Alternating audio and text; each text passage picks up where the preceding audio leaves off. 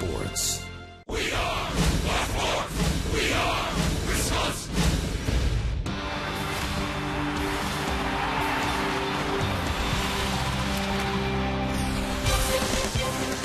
Beautiful Friday night for baseball here in the city of Milwaukee. The Brewers are finally back home for the weekend, set to take on the Pittsburgh Pirates, who have their eyes on the postseason for the first time in what seems like decades. Mr. Baseball Bob Uker honored earlier today with the unveiling of a life-size bronze statue. 42 years in the broadcast booth here for the Milwaukee Brewers, and now you can visit his statue at Miller Park alongside Robin Yount, Hank Aaron's, and Bud Selig. Hi, everybody. I'm Craig Kishon alongside Davey Nelson. Great to have you with us here tonight as we get you set for the Pirates and the Brewers. But before first pitch today, this day belongs to Bob Uker with the big statue to honor his commitment to the city and the game of baseball. Well, that's right. I'm wondering, how privileged these fans are to be able, first of all, to have Bob Uker. But second, that they can go in there and stand by his photo and get a picture taken by his statue. And how about Bob Uker making that nice ceremonial first pitch today? Very nicely done. It is his day today. We will have Uker during the broadcast coming up early in the game, so stick around for that. As far as the Brewers are going, the trip didn't end the way they wanted it to, but it was still a big success this past week on the road. B and Rock come back to tell you why.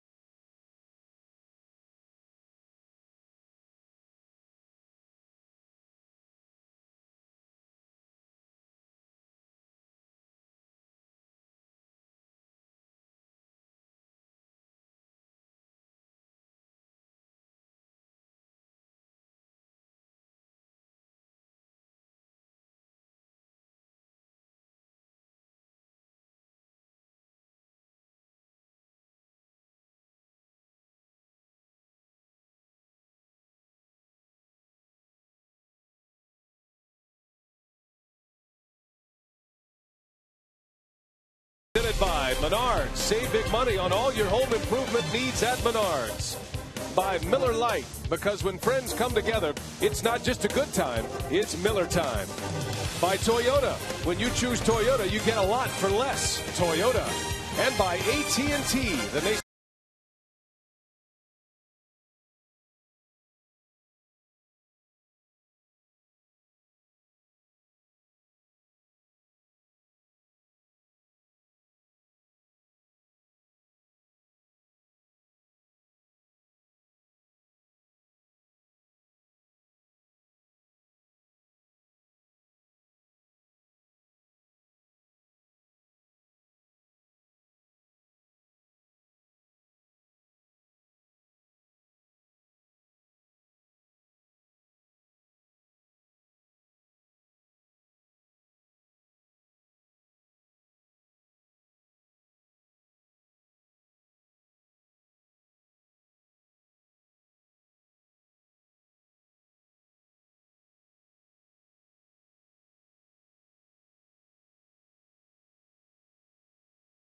Bud Selig, certainly he deserves to be in that place. Well, we've had a lot of fun. We're going to have a lot of guests here during our broadcast today, but let's talk a little baseball here, Rock. Brewers coming off a very successful road trip. Now they play the contending Pirates for a 3-game series. And they played very well against the Pirates in Pittsburgh, but this road trip has been very good, even when you consider a very disappointing game yesterday. The team 5-2, doing just about everything right. Their defense a little bit shaky for a while, but they cleaned that up a little bit. Young guys participating, really having a big impact. The pitching very good. The bullpen, except for yesterday, has been outstanding. The defense again. But I'll tell you, the guys in the middle of the Brewers batting order came up huge. Ryan Braun, Aramis Ramirez, Corey Hart carrying that offense. Everybody else starting to come into line, and it should be a pretty good short homestand here in Milwaukee. Well, we're looking forward to it tonight. Baseball, and it'll turn into a talk show. We've got a lot of great guests, including the man himself, Mr. Baseball, will join us. We'll also hear his play-by-play tonight. Brewers baseball tonight on Fox Sports Wisconsin.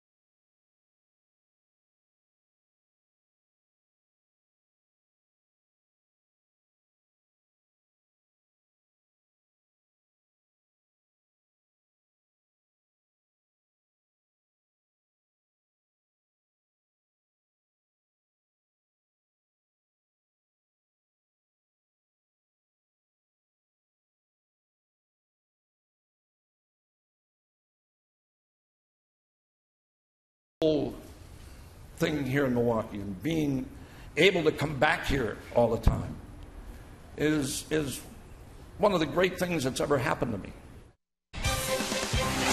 Bob Uker from earlier today as the Brewers unveiled his statue. It was a great moment. It'll continue to be that way as we're set for Brewers baseball tonight. The Brewers and the Pittsburgh Pirates. Opens up a quick 3-game homestand here.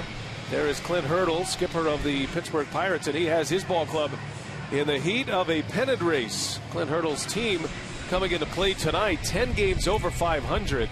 They are 70-60. And the Pirates coming off a series win against the St. Louis Cardinals. They shut out the Cardinals in back-to-back games. Here's the Piggly Wiggly batting order for the Pirates. Alex Presley leads off. He'll be followed by Jose Tabata, then Travis Snyder, Garrett Jones, Pedro Alvarez, and Michael McHenry in the middle. Josh Harrison, Clint Barmas, and Jeff Karstens rounded out. That's the starting 9. And the 9 that will be facing Mark Rogers, making his 7th start. We don't know how many starts he has left. At some point, he'll be shut down for the season, but he's back on the mound here tonight at Miller Park. Yeah, it took him a while to get his first Major League win, but he's won 2 in a row. He beat the Pirates his last start to 101 pitches, lasted only 5 innings, but did not allow a run. He had a good curveball and a good slider his last time out. The hard-throwing Mark Rogers got a proclamation from the governor's office today, Governor Scott Walker, proclaiming this Bob Uker Day in Wisconsin. That's fitting. Well deserved. We'll have Bob Uker join us on the broadcast. First, we'll hear from him in the second inning. We'll tap into his radio call, and then he's going to join us for the third inning. We're also going to hear from Dick Ebersol. He'll join us in the second inning. Mark Attanasio, he's planning on a visit here to the booth. We'll hear from Bob Costas as well. Doc Severinsen, he performed the national anthem before our ball game today. Presley pops it up, and Ryan Braun will make the call, and that's how the night begins for Mark Rogers. Right away. And the Brewers defensively tonight, courtesy of Menards. Ryan Braun, Carlos Gomez, Niger Morgan in the outfield. On infield of Aramis Ramirez, Gene Segura, Ricky Weeks, and Corey Hart. And Jonathan Lucroy does the catching. Segura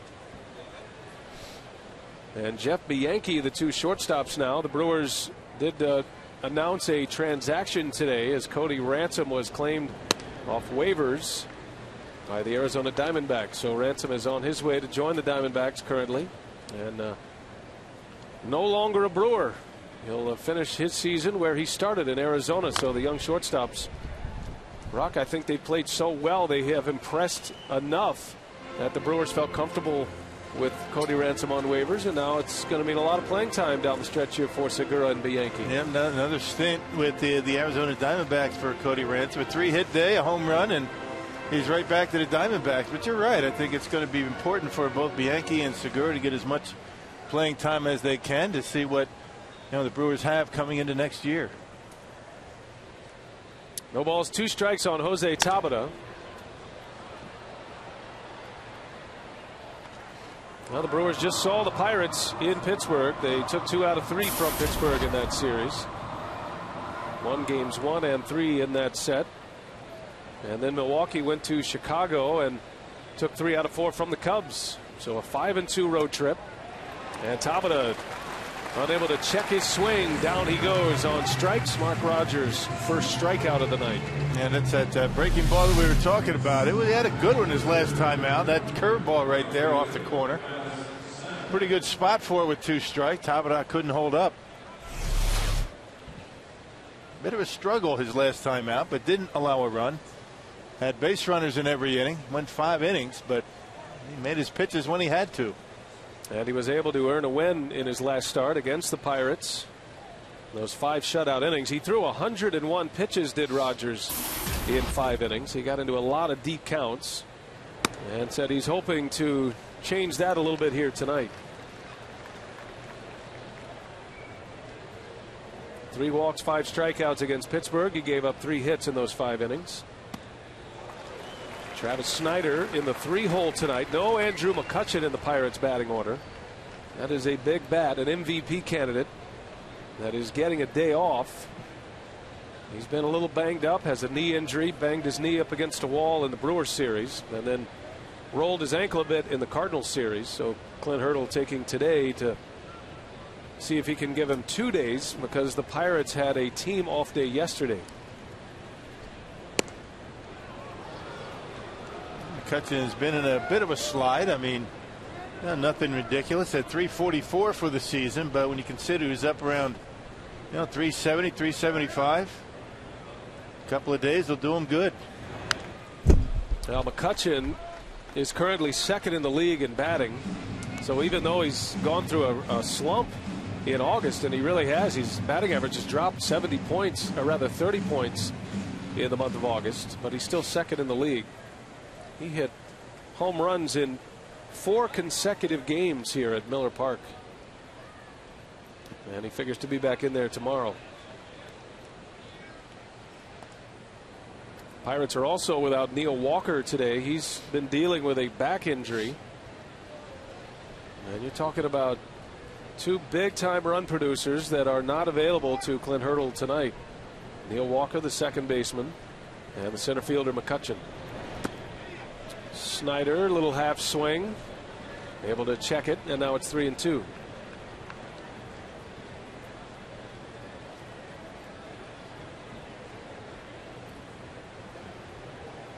Travis Snyder acquired from the Blue Jays at the trade deadline. He's been a nice addition to this Pittsburgh ball club.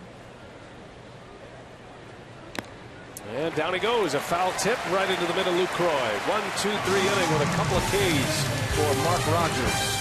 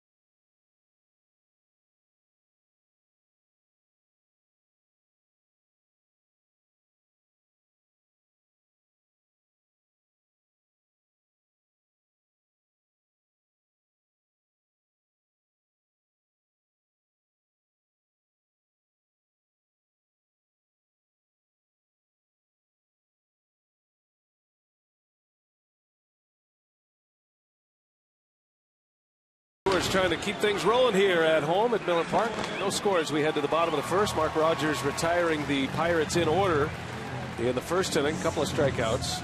Piggly Wiggly batting order for the Brew Crew tonight. Morgan, Weeks, and Braun. Ramirez, Hart, and Lucroy in the middle with Gomez, Segura, and Rogers rounding it out. And that's the batting order that will face Jeff Karstens. And Karstens coming off a victory against Milwaukee his last time out. It was his 5th win of the year. He's been a good pitcher for Pittsburgh this season. This is his 15th start. Yeah, he's been throwing the baseball pretty well. He's won 4 of his last 5 decisions and did not allow a run against the Brewers in Pittsburgh in 7 innings. The starting rotation with the Pirates is starting to have a resurgence this year. There was a stretch where they weren't very good, but back-to-back shutouts against the St. Louis Cardinals. Karstens left the game against Milwaukee in Pittsburgh with a groin injury, and he was not able to finish that game despite pitching very well. And I think that is first on the minds of the Pirates here tonight to see how he'll go. He was shut down early from his side session between starts. He did get the extra day off, but we'll see how healthy Jeff Karstens is tonight, because he was rolling along against the Brewers back in Pittsburgh on Saturday, but had to leave the game after 7 innings. He could have easily finished that game. He had just 84 pitches through the first 7 innings. Yeah, the Brewers were able to muster a bunch of hits against Karstens, 7 of them in 7 innings, 9 overall, but they got shut out 4-0. Karstens did a good job with a changeup, his off-speed pitches. Nigel Morgan goes down the left field line. That's tucked into the corner. Nigel Morgan into second base with a lead-off double. The former Pirate, Nigel Morgan, starts it with a bang here tonight. Got a pitch up in the strike zone and just slaps it down the left field line. That's exactly what you want to see out of Nigel Morgan. Alvarez was shaded in the hole over there, just couldn't get back and get it. And a good start to the night for the Brewers. Nigel Morgan safe at second, safe and secure at New York Life. Morgan came in with a .400 batting average against Karstens. Certainly one of the contributing factors for Morgan being in the starting lineup tonight and leading off tonight. He's now 5 for 11 lifetime against Karstens. And he is at second base for Ricky Weeks. Ricky Weeks into right field, a base hit. Morgan around third. He'll be held there. The throw is a strong one into the plate. Well, with nobody out and Ryan Braun coming up, you don't want to be making the first out at home plate. Ed Cedar took a while to make that decision. You wanted to see the throw out there from Snyder, who was right on the money, and he held up Nigel Morgan. Never make the first out at home plate. Pretty good throw.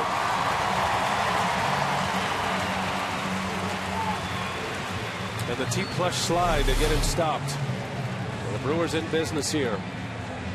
There is nothing wrong with the Brewers offensively right now. This team is rolling at the plate. And another big offensive performance yesterday. 11 runs on 17 hits. Normally that's good enough to win a ball game, but it wasn't the case yesterday. Yeah, very disappointing game. But Ricky Weeks now with hits in his last 6 at bats. Weeks had a career high 5 hits yesterday against the Cubs. A single here tonight, and now Braun bats with runners at first and third.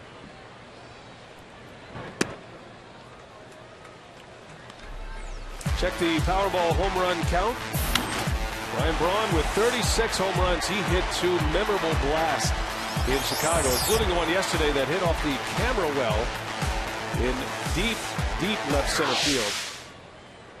Braun said it was one of the longest home runs, one of the hardest hit balls he has ever had, as Karstens spins a breaking ball in there for a strike. And no telling where that ball would have landed had that shed had not been out there in center field. A great road trip for Ryan Braun, 10 for 27. That's a .370 batting average and a lot of runs driven in. Braun had 3 hits yesterday, 3 for 4, scored 3 runs, drove in a pair. That's 7 RBIs in the 7 games on the road trip.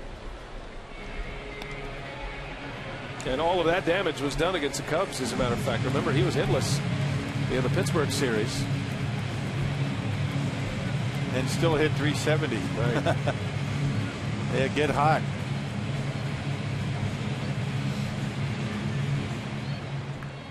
Nyjer Morgan started it with a double, slashed one down the left field line. Ricky Weeks to the opposite field. He's singled to right.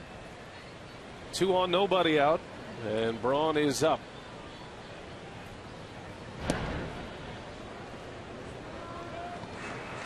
Fitting that the Brewers are in their retro Friday uniforms tonight on Bob Uker Day here at the ballpark. A statue unveiling prior to the game. Terrific job by our crew, and Craig Cashon is our host. Outstanding telecast today, presenting all of the very interesting speeches, comical, poignant. Weeks takes off. Braun a swing and a miss. So Weeks will steal second base, but Ryan Braun strikes out for the first out. Check the Pirates defensively. Tabata, Presley, and Snyder in the outfield. Infield of Alvarez, Barmas, Harrison, and Jones. And Michael McHenry does the catching. Splits time with Rob Barajas behind the plate. That is the Pirates Menards defense. And here is Aramis Ramirez. Now second and third, 1 out. Ricky Weeks steals his 9th base of the season. And Brewers took a lot of liberties on the Pirates catching core in Pittsburgh. They have had a tough time throwing out base runners this year. Matter of fact, 107 stolen bases and 119 attempts. And that's why you're going to see the Brewers run wild if they have an opportunity in this series. They did in Pittsburgh. Quick trip to the mound for Michael McHenry.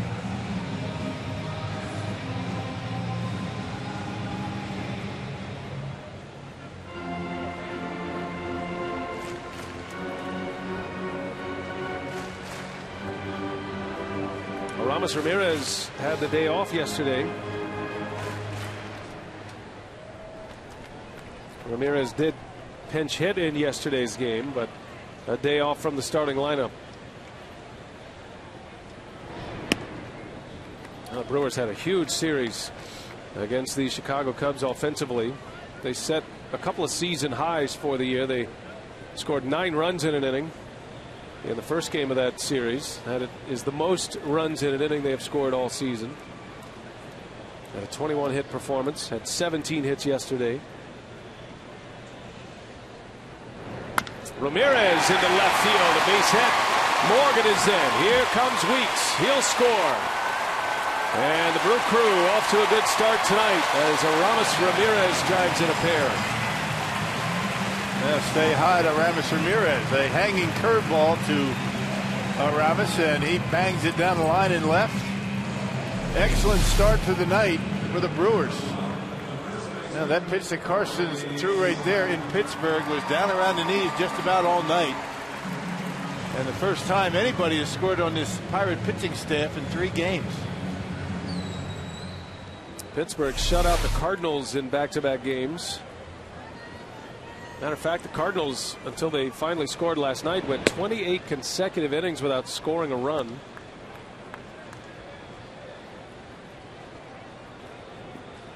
So the Pirates had their string of scoreless innings snapped at 21 with that 2 RBI single by Ramirez.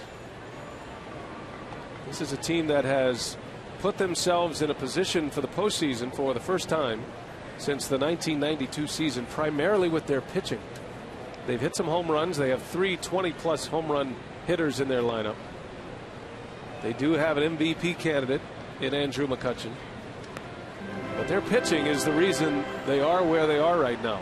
10 games over 500. And starting rotation is pretty good, but the bullpen has been very good this year. Good back end of the bullpen with Grilly and Hanrahan, and when they have a lead late, they very rarely give it up.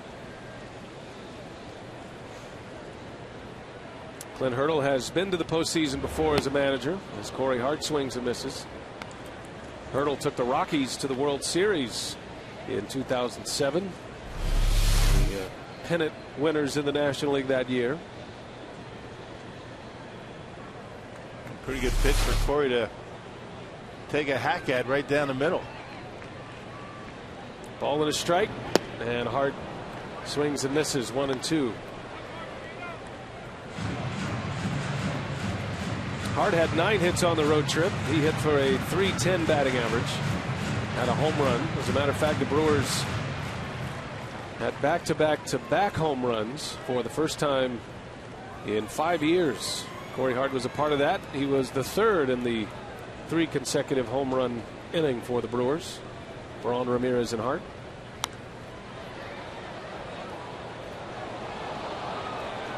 How good were the Brewers hitters against the Chicago Cubs? Well, the Brewers won 3 out of 4. They averaged 8.3 runs per game. Had 9 home runs in 4 games in Chicago. And keep in mind that the wind blew in the first 3 days there. Ballpark was playing big in Chicago until the last day yesterday. And it was playing very small yesterday. And home plate was small. Brewers didn't help themselves in yesterday's game with 11 walks.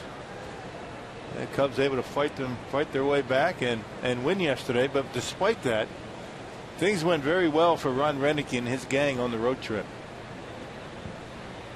Now the Brewers have won 8 of their last 10. As Hart in the air, left field. Back is Tabata at the wall. There it goes.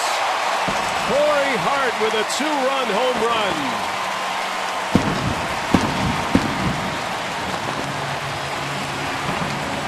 Number 25 for Corey Hart. And the Brewers put a 4 spot on Jeff Karstens here in the first inning. Yep, everything up in the strike zone for Jeff Karstens. You wonder about that groin at this point, because when you have a leg issue, the first thing that will pop up is hanging curveballs and pitches up in the strike zone. There it is, right down the middle, up around the belt, and Corey Hart didn't miss it. And the Brewers with a crooked number in the first inning.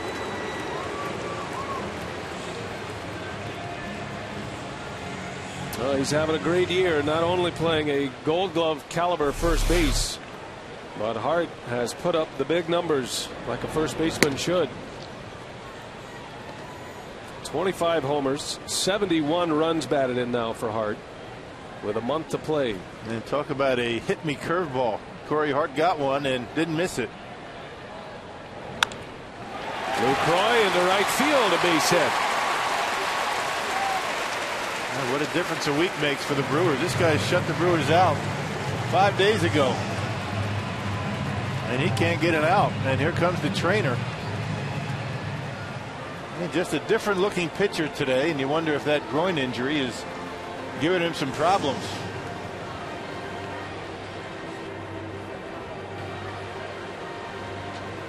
Everything up in the strike zone.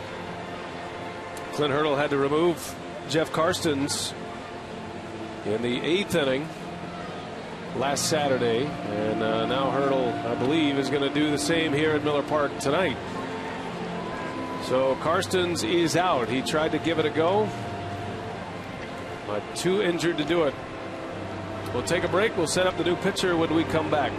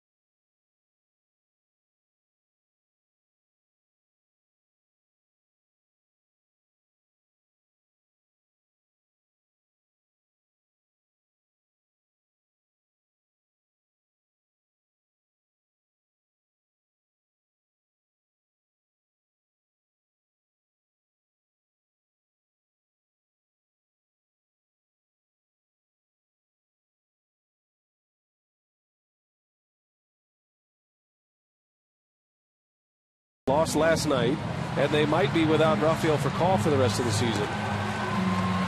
Kyle McPherson is the new Pirate pitcher. Rocky just arrived here from the minor leagues, and I'm sure the first inning with Jeff Carson's on the mound was the last thing on his mind, but there he is, and he'll get as much time as he needs to get loose. Yeah, that's why he's here. I mean, he's a big boy.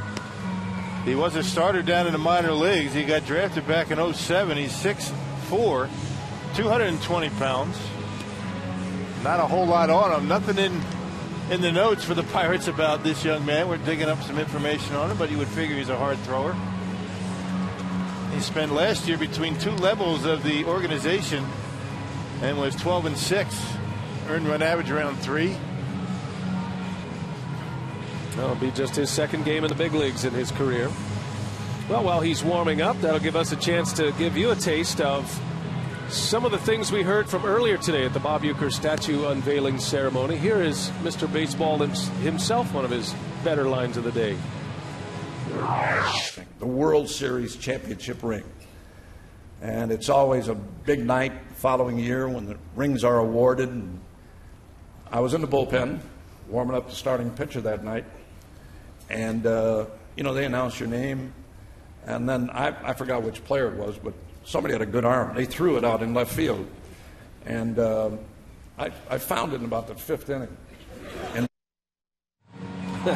he found his ring. He said it was the kind that had the flip top. You could put a Roy Rogers picture in there, and you see Bob Uker being joined now by Bob Costas, who did a terrific job today as the master of ceremonies. And both Bobs will be joining us here. We're going to have Uke on in the 3rd inning here on the broadcast, on the telecast, but we're going to tap into Uke's radio call in the bottom of the 2nd inning, so stay tuned for that. So Kyle McPherson, his only game in the big leagues so far against the San Diego Padres. He went 2 innings, just 1 hit allowed. He has spent a good part of the year splitting time between AA and AAA. Made 9 starts in Altoona in the Eastern League in AA, 3 starts in Indianapolis in AAA. So here he is in the big leagues, and he's pitching in the 1st inning after the injury to Jeff Karstens as Carlos Gomez takes strike 1.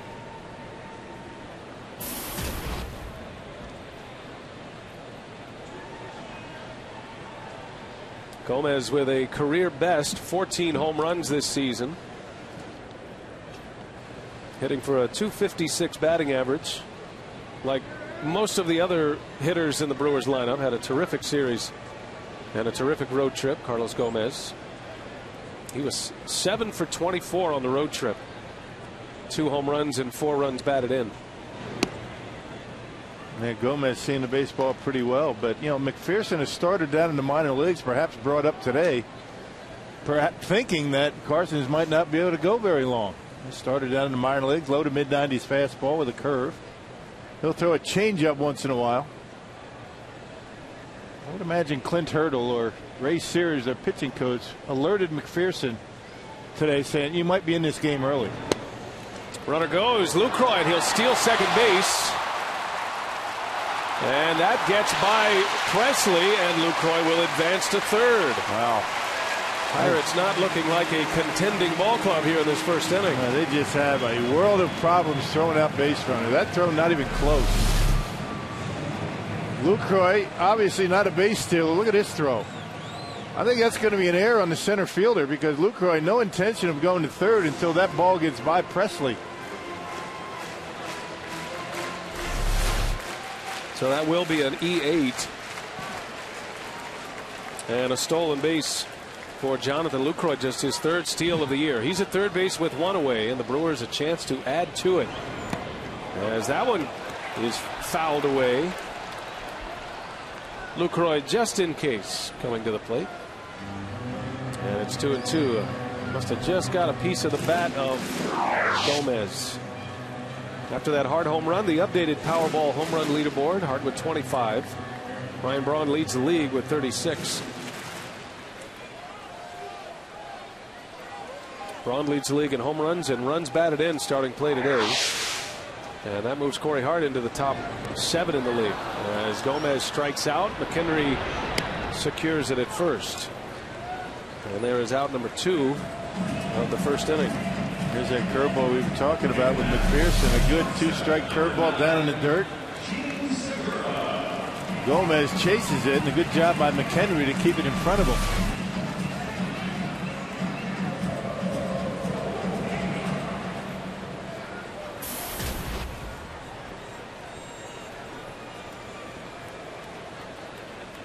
Here's Gene Segura. And another breaking ball. This one misses low. The 8th hitter of the inning for the Brewers. 4 runs are in on 5 hits. A 2 RBI single by Ramirez and a 2-run home run by Corey Hart.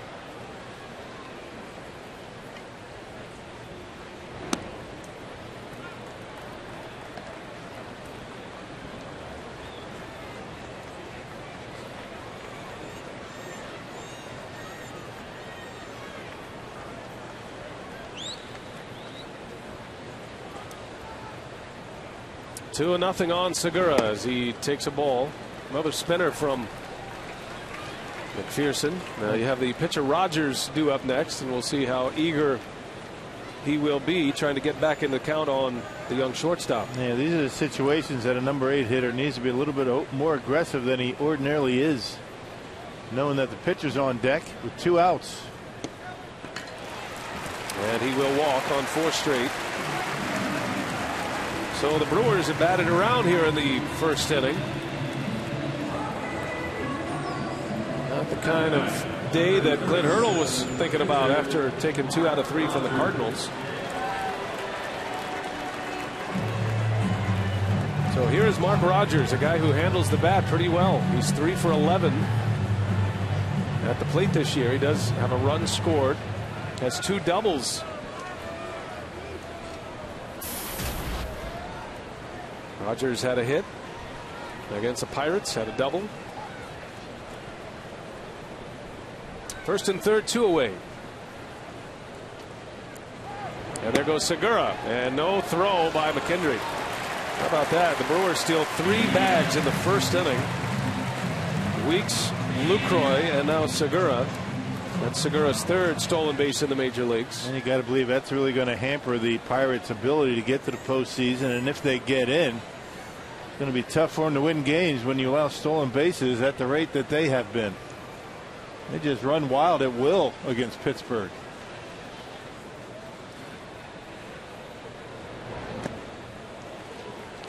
A lot of breaking stuff from Kyle McPherson.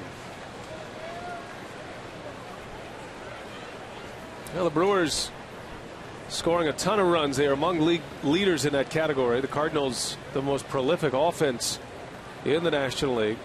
So surprising they have been shut out so often lately.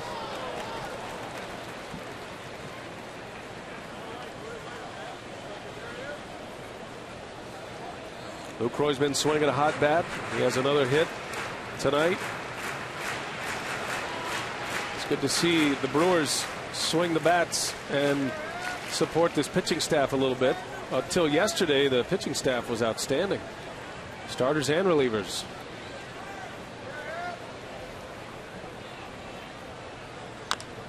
Little tapper.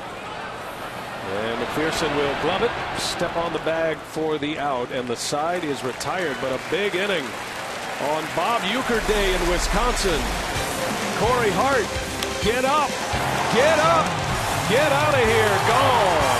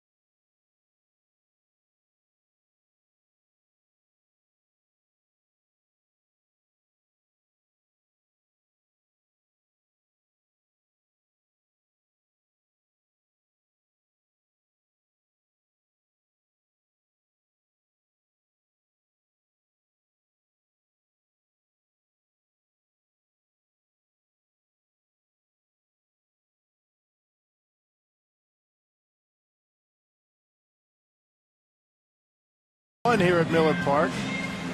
And come out to Miller Park here as the Brewers host these Pittsburgh Pirates over the weekend. For tickets, call 902-4000 or go to brewers.com.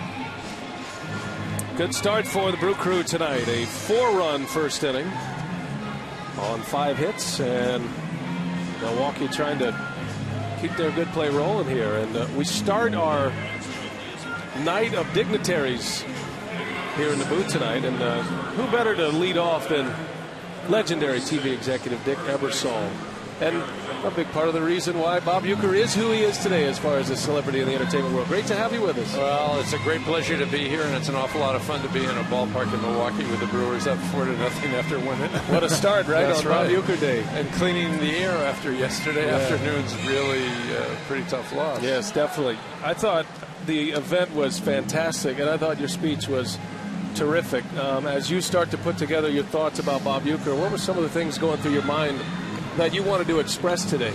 Well, I had a lot of material, but if you remember correctly, Costas went for about 12 minutes, and without knowing that he went through most of my stuff.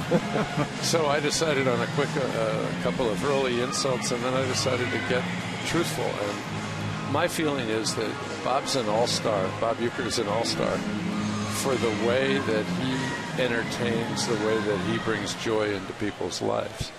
And he may never have batted for his lifetime 1 point above 200, but for his life he's batted about 400. He's been not only entertaining, but in this community he's got a heart of gold. Yeah. What was it that you saw outside of the sports that you had Uker involved in? What did you see in Bob Uker in the entertainment end of it that you knew that he was going to be a success?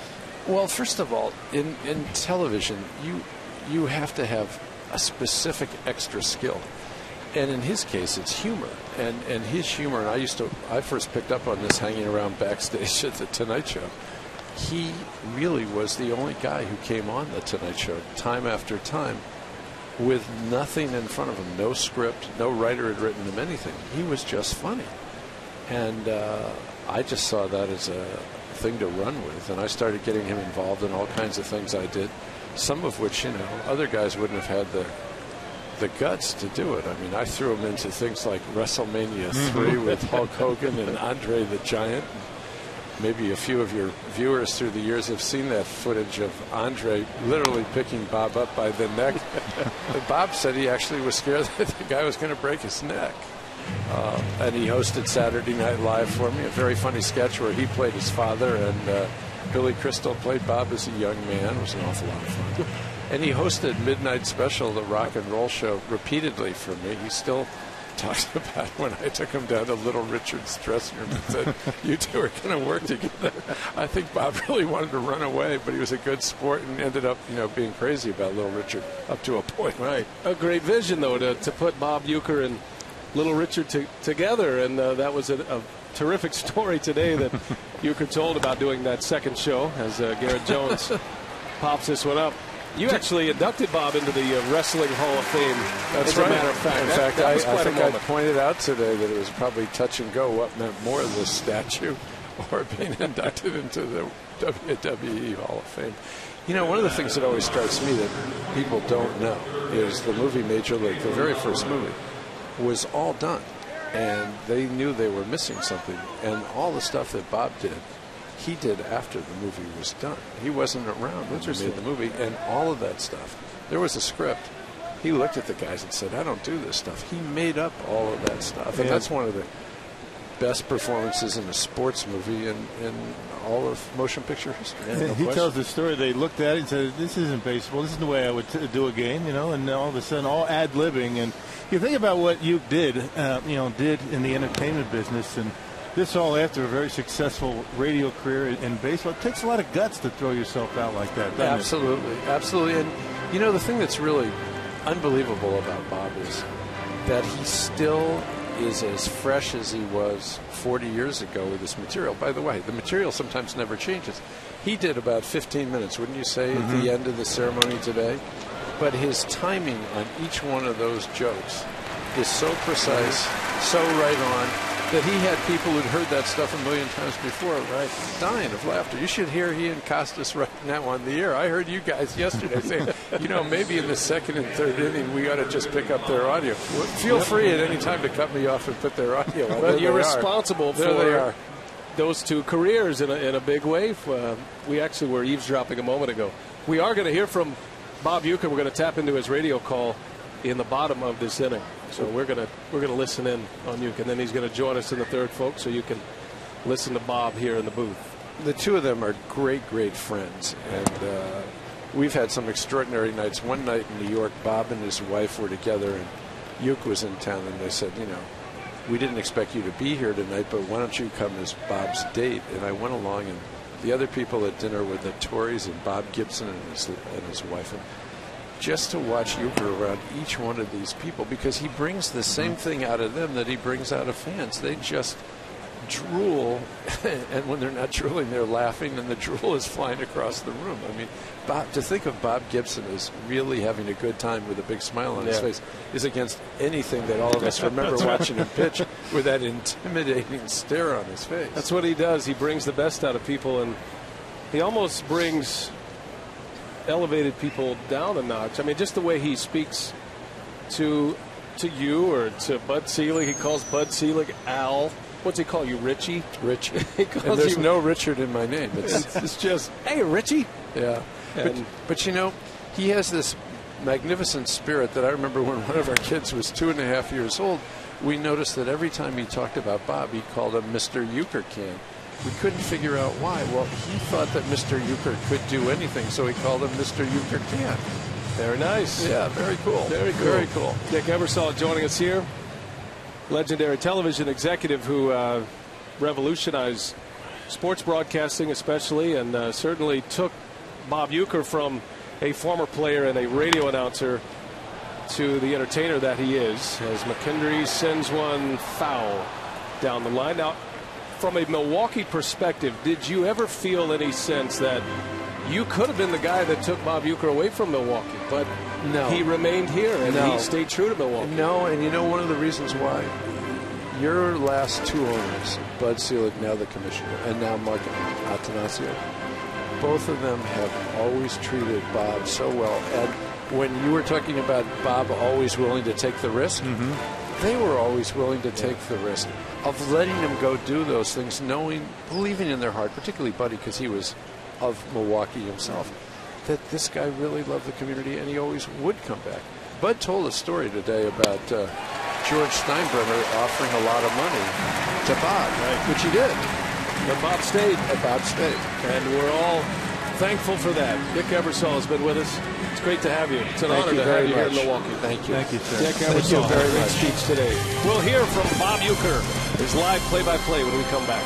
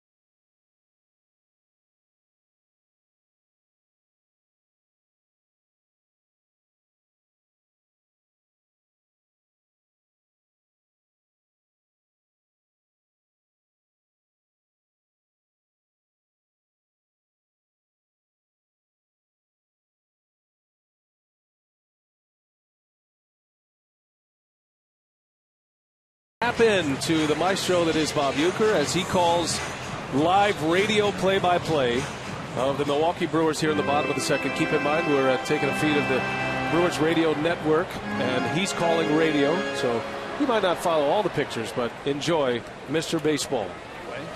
And all but a half dozen teams are still alive to one extent or another. First offering to Morgan is a strike on the outside corner, and it's a one-game playoff. Yep.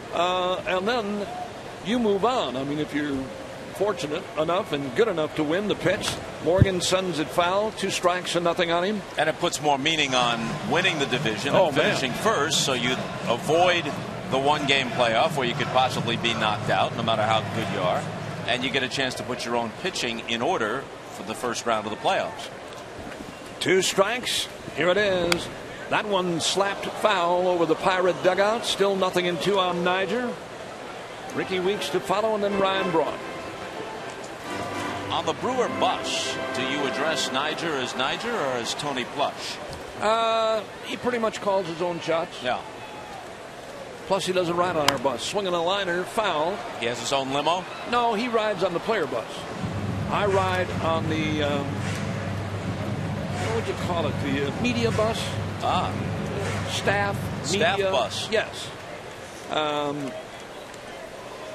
So, I mean, I get to see him on the airplane when I serve their food. Here's the pitch, swinging a bouncer, foul up along third. I take the skirt off. And that is one gruesome flight attendant. Well, I dress up a little.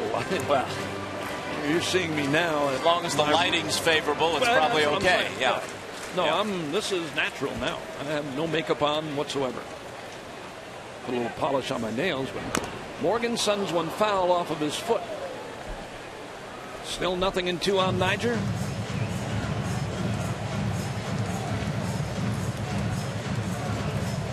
Dick Ebersol wants to know if I'm now endorsing the wild card, which would make Alan H. Bud Selig extremely happy if I would come around. Oh, man, are you kidding? But you're still a little testy about that, aren't you? But you know what? I'm more favorable toward it than I used to be. Well, I'm no longer dead set against it. Here it is. Morgan fouls again. Pretty good fastball that time. 95 from McPherson.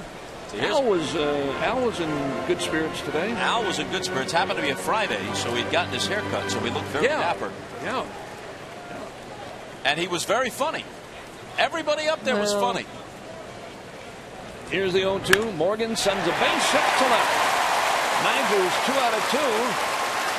Good piece of hitting there. Low outside fastball. He knocked it into left field. Yeah. Alan H. Selig was one of our speakers today, and beautiful rented coat.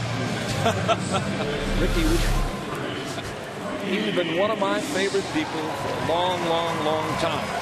The guy that brought me back here, talked me out of playing. That was maybe the first day I got to the big league.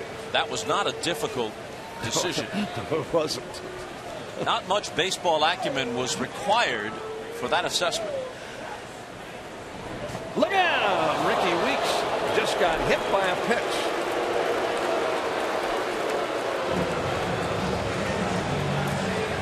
That's the 11th time that Weeks has been hit by a pitch this year.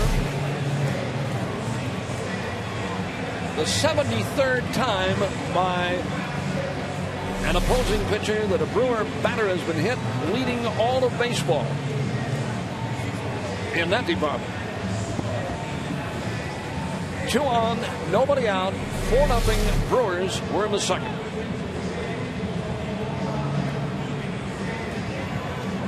All right, here comes Ryan Braun.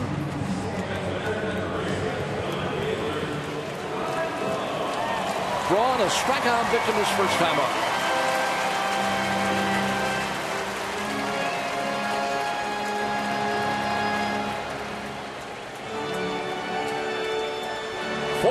On 6 hits for the Crew. We're in the second.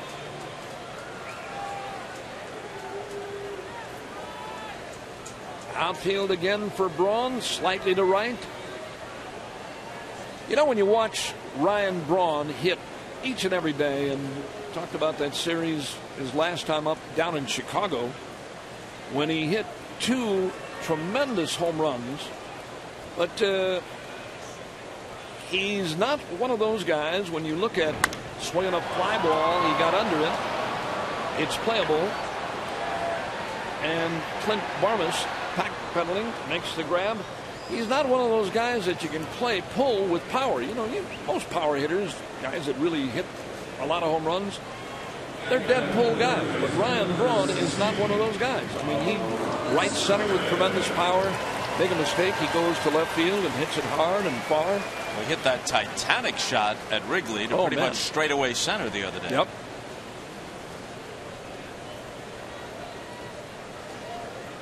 One down. And the batter is Aramis Ramirez. Drove in a pair with a base hit back in the opening inning.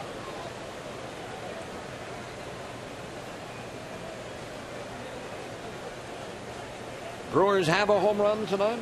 Corey Hart hit one out of here. McPherson deals too low and backhanded by McHenry. 1 ball and no strikes.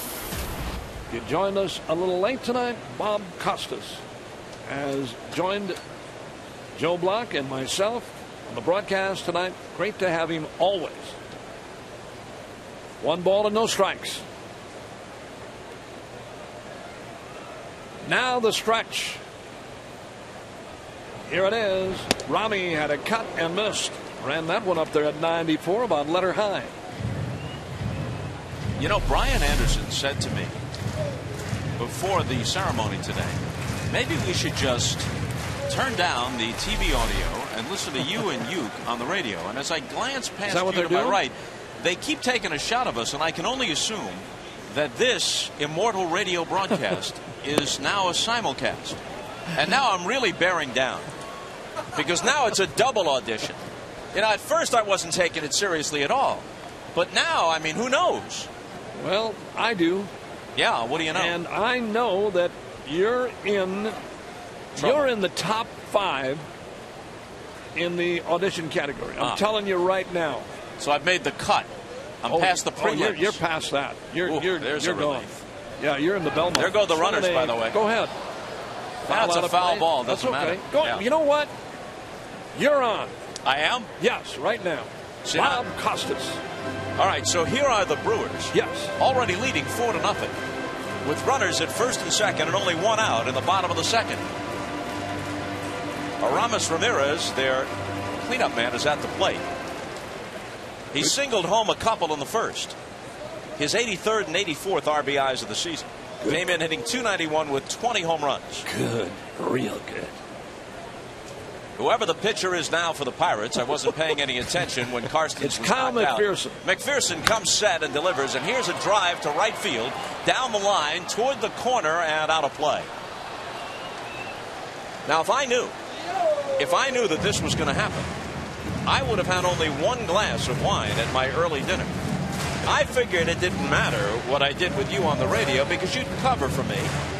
And we have kind of a thing that we do. Yes. But now, people are expecting Brian Anderson quality play-by-play. Well, we're doing good. And I may not be up to that. No, we're doing good. All right. You are. 2 balls, 2 strikes. Sit down and relax. And McPherson wheels and bluffs a throw to second base. You're tight. You're a little tight. I am sitting. I'm not standing. I'm sorry. Sometimes you can't tell the difference, but I am seated, as you can plainly see. Now, Dick Ebersol comes over, and he writes a note. And he says, and he's probably right, this is going to end up on SportsCenter. We're doomed. The 2-2 pitch, a breaking ball down and away, and a full count. So the Brewers already up 4. Ron Renneke can gamble a little bit if he wants to and send the runners. The Brewers stole 3 bases in the first inning in the course of putting up 4 runs as they sent 9 men to the plate. Ramirez hits out of that open stance deep in the box, and now he backs out and asks for time from the plate umpire Tim McClellan. McPherson all the while astride the rubber. Morgan away from second, Weeks off of first. McPherson sets. They are going, and the 3-2 pitch is a breaking ball that nearly hits Ramirez and instead walks him, and the bases are loaded. things unraveling early for the Pirates, and each of these games are important for them. As we mentioned earlier, they're only a half game back of the Cardinals, from whom they took 2 of 3 in the series before they came to Milwaukee. Only a half game back of the Cardinals for the second wild card in the National League. Ray Searage, who is the Pirates pitching coach and a former Brewer, is out there now to talk things over with McPherson. The Pirates, you know, Bob, in that 2-game series against St. Louis, they shut them out 9-0 and 5-0. Yeah. And I'll tell you what, when you get to the bullpen in the late innings for Pittsburgh, Jason Grilli and Joel Hanrahan, are tough. They're good. Well, so it's not a fluke.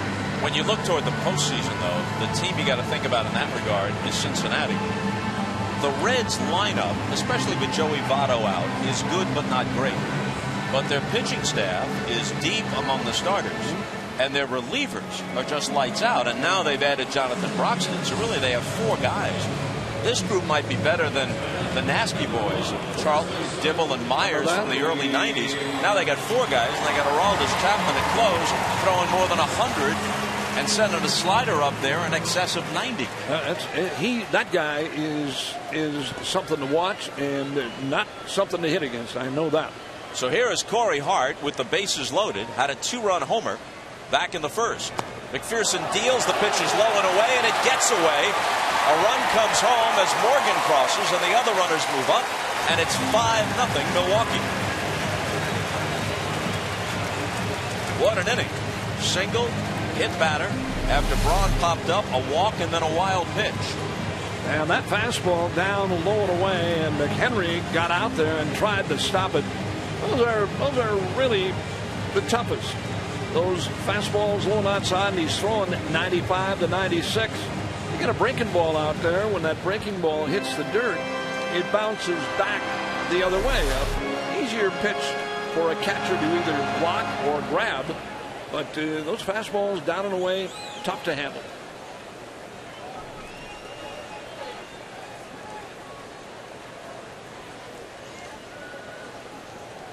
So the count 1-0 now to Hart. Runners at second and third with 1 out. And the pitch on the way. Fastball sliced foul, and the word on Jeff Karstens, much to Bob Uker's disappointment, is that the initial diagnosis was incorrect. He left with right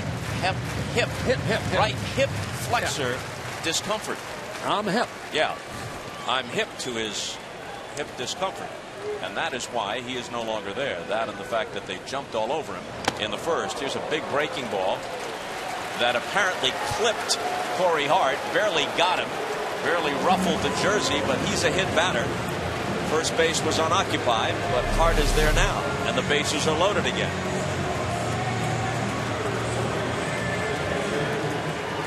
An RBI spot for Jonathan Lucroy, who knocked in 7 of the Brewers' 11 yesterday, which, if I'm not mistaken, tied a team single-game record. Second time that he's done it. And Jonathan Lucroy has, again, had an outstanding season, hurt earlier this year. He's an all-star. He's an all-star if he doesn't get hurt. Broken finger, put him on the shelf. Here's the pitch to him. A fastball is in there for a strike.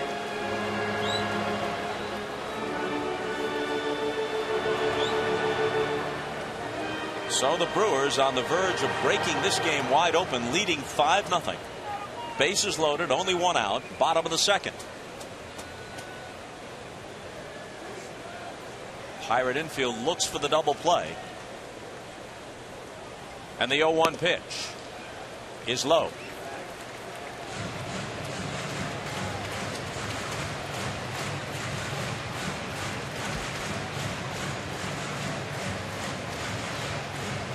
Weeks is the runner at third.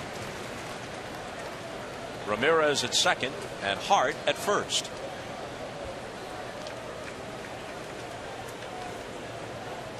And Lucroy waiting on a 1-1 pitch, which is on the way, and he cuts and misses for strike 2. And before we continue, tend to allow our local stations to identify themselves. This is the Brewers Radio Network.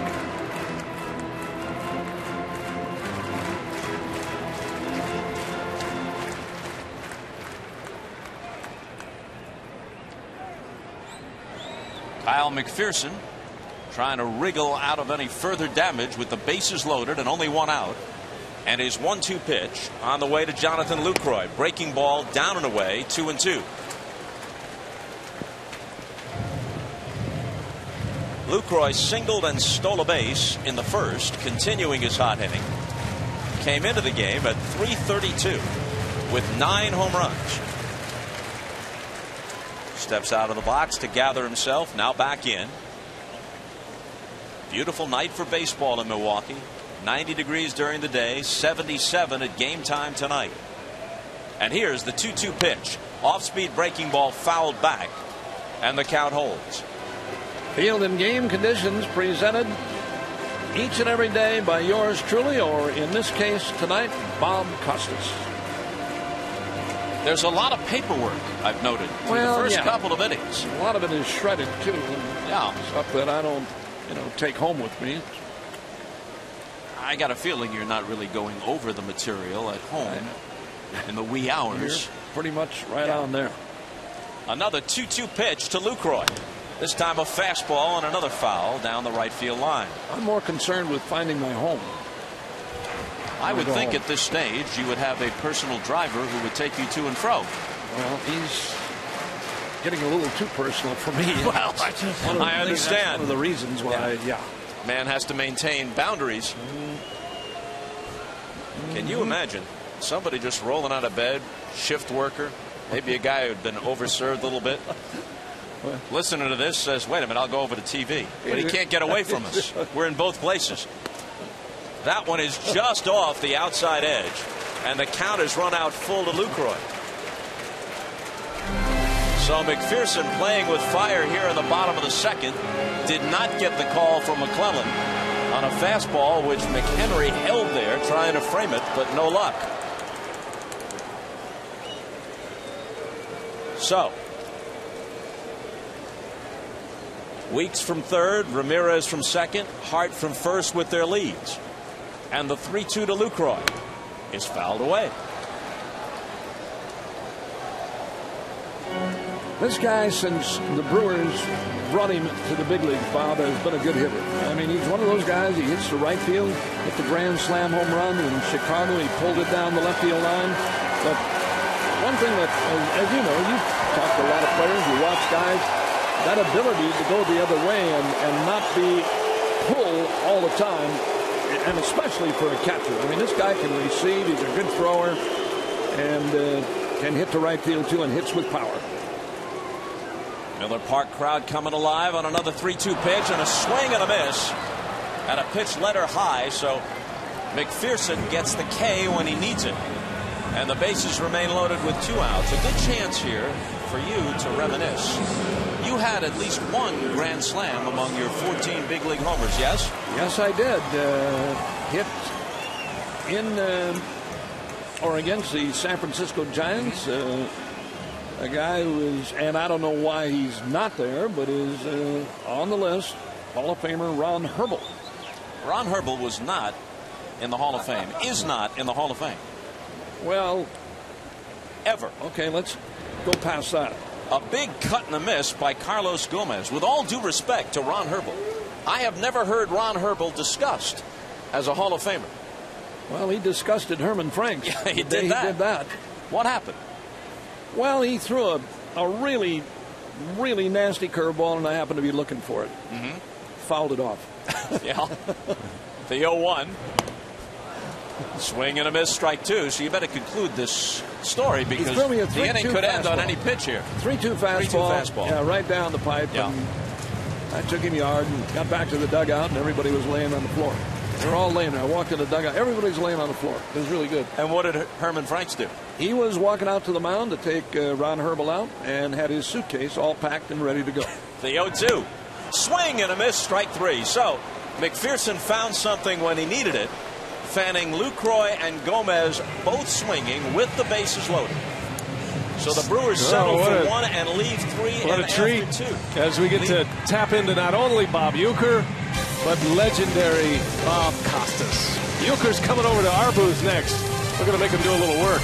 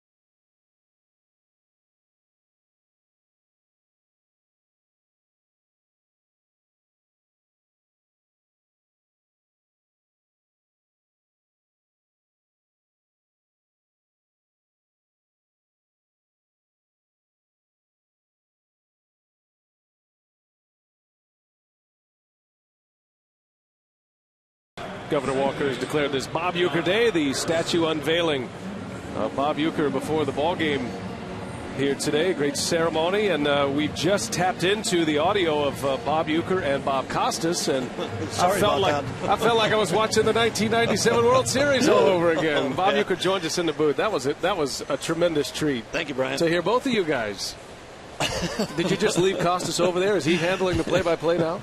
Yeah, No, we turned it over to Joe Block. He's got to be just wondering what's going on here, right? Didn't know who Costas was, and I had to. What a day for you, though, huh? Oh, man. Rocky, it was beautiful today. Thank you for coming to the ceremony. Brian, you too. Never miss it. It was a good time. I had a lot of fun. How does it make you feel being able to pull in an A-list like that? I mean, all the guys that were there. I mean, Joe Torre. I mean, everybody up on the dice. I mean, that's got to be make you feel good, huh? You know, they were all. Joe was a former teammate, and we roomed together and lived together while playing in Atlanta. And brother Frank, I played with Frank too, and I always say, had it not been for them two, I think I could have been a decent player. As Josh Harrison leads off here, little flare, and that is going to fall for a base hit. We have, as Harrison's on his way to second, nobody home, so Harrison hustles his way to second base as the Pirates get a man on. That's the first base hit for Pittsburgh. Well, we heard from a lot of people, Uke, and before we dive into some of these dignitaries that are here, we asked and received a lot of shout-outs from some legendary broadcasters, and here is the man at the top of the list. Here's what he had to say. Hi, everybody. This is Vin Scully speaking from Los Angeles to honor my pal Bob Uker. I can't believe, like so many of us, how many years have gone by. Oh, sure, I know that Bob has been a great broadcaster for Milwaukee for the last 42 years, but I've known him a lot longer than that when he played for the Atlanta Braves. In fact, I can't say the name Bob Uker without smiling. It was Uke who told me. They first told him he was no longer a member of the Braves when he went to the clubhouse, and they said, "I'm sorry, no visitors allowed." It was Uke who said that they injected him so that he would have yellow fever to match the bats on the Cardinal uniform to keep him out of the World Series. All in all, the best interview I ever had was interviewing Bob Uker before a game where I actually split my side. And to think of Bob Uker and a statue with birds on the shoulders. Now that's an 8x10 I'd like to see. Nice going, Bob. We love you. Oh, man. Ought to hear that from Vince Scully. What a guy. Oh, man. What a guy. Tremendous. He's returning next year, and I know. You two are at the top of the list, for all of us who want to do this and want to be broadcasters. That's quite a statement from Mr. Scully. He's such a great friend, Brian, and you've seen him and you've talked to him and know him. And when I found out about a week ago that he was coming back again, I was elated because I talked to him earlier when the Brewers were in Los Angeles. And at that time, Vinny said, "I really don't know. I feel okay. I feel good, but I really don't know. But I'm glad he's coming back. He's a big hero of mine. He really is. I just feel bad that I played when he had to announce, and I feel bad about that." What does a day like this do for you? I mean, how do you get through a day like that? I mean, a statue out there, you have Aaron out there, and Robin, and Bud Selig, and now yourself. I mean, the four of you guys, I mean, you define baseball in Milwaukee. How does that make you feel? Well, like I said, it's a tremendous honor, Rocky, and Henry was a teammate. Robin, of course, worked through all of his playing days here in Milwaukee. Bud Selig. Broken bat bouncer over to Segura, who will make the play for the first out. And Dick Ebersol, one of the biggest names in sports, NBC, the Olympic, Costas, to come in here and MC the ceremony. Mark Attanasio, Doc Severinsen. I mean, I've had such a great time throughout all the years that I've worked. I don't care what it is. Baseball is always my favorite. That's number one. But all of the other things that I've done, I've met a lot of great people, a lot of people that have really become friends over the years, and we continue to stay friends. When Doc Severinsen came in today, and I got a chance to spend some time with him, by ourselves, and talking about things that happened on the Tonight Show and with Johnny, the late Johnny Carson. I mean, it was tremendous memories. You don't; those things never leave you. You know what I'm saying, Rock? I mean, you have your memories of your playing days and the guys, the friends that stuff you really can't talk about. You can't. On air, right? I mean, those are private moments. Yeah. Make you smile just thinking about them. Speaking of smiling, how about did you ever ask Doc Severinsen to borrow those pants he was wearing today? Hot take leather. He told me it was a suit. Love to see the jacket. He's a beauty. I'll tell you what, he plays the trumpet today as good as ever. I mean, the rendition of the national anthem tonight was unbelievable, and he, along with the band playing at the ceremony, it was beautiful. Now, Bob Uker is going to spend an inning with us. We'll put him to work since he took last inning off of play-by-play. Actually, it was really cool to hear you and Costas do the game, and you kind of slipped right back into your analyst mode. You know, that's obviously everybody here knows you played and you see the game a lot differently. You see the game like Bill does and like former players, and it seemed easy for you to slip into that analyst mode and let Costas handle the play-by-play. And you guys shared some terrific time together on network television, calling some of the biggest games in baseball. And a swing and a miss. Kyle McPherson is down on strikes. We had so much fun during the broadcast, telecast, when I was working for NBC, and one of the things that I used to do to Bob all the time, not all the time, but enough times, where he would go into one of his little dissertations, and then he would ask me, "Yuk, what do you think?" I said, I'm sorry. What were you talking about? I wasn't paying attention. I'm sorry.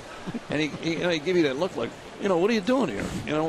Why do you do that? What's going on? But that was the fun part of it. That was the shtick. Yeah, that was the fun part of it.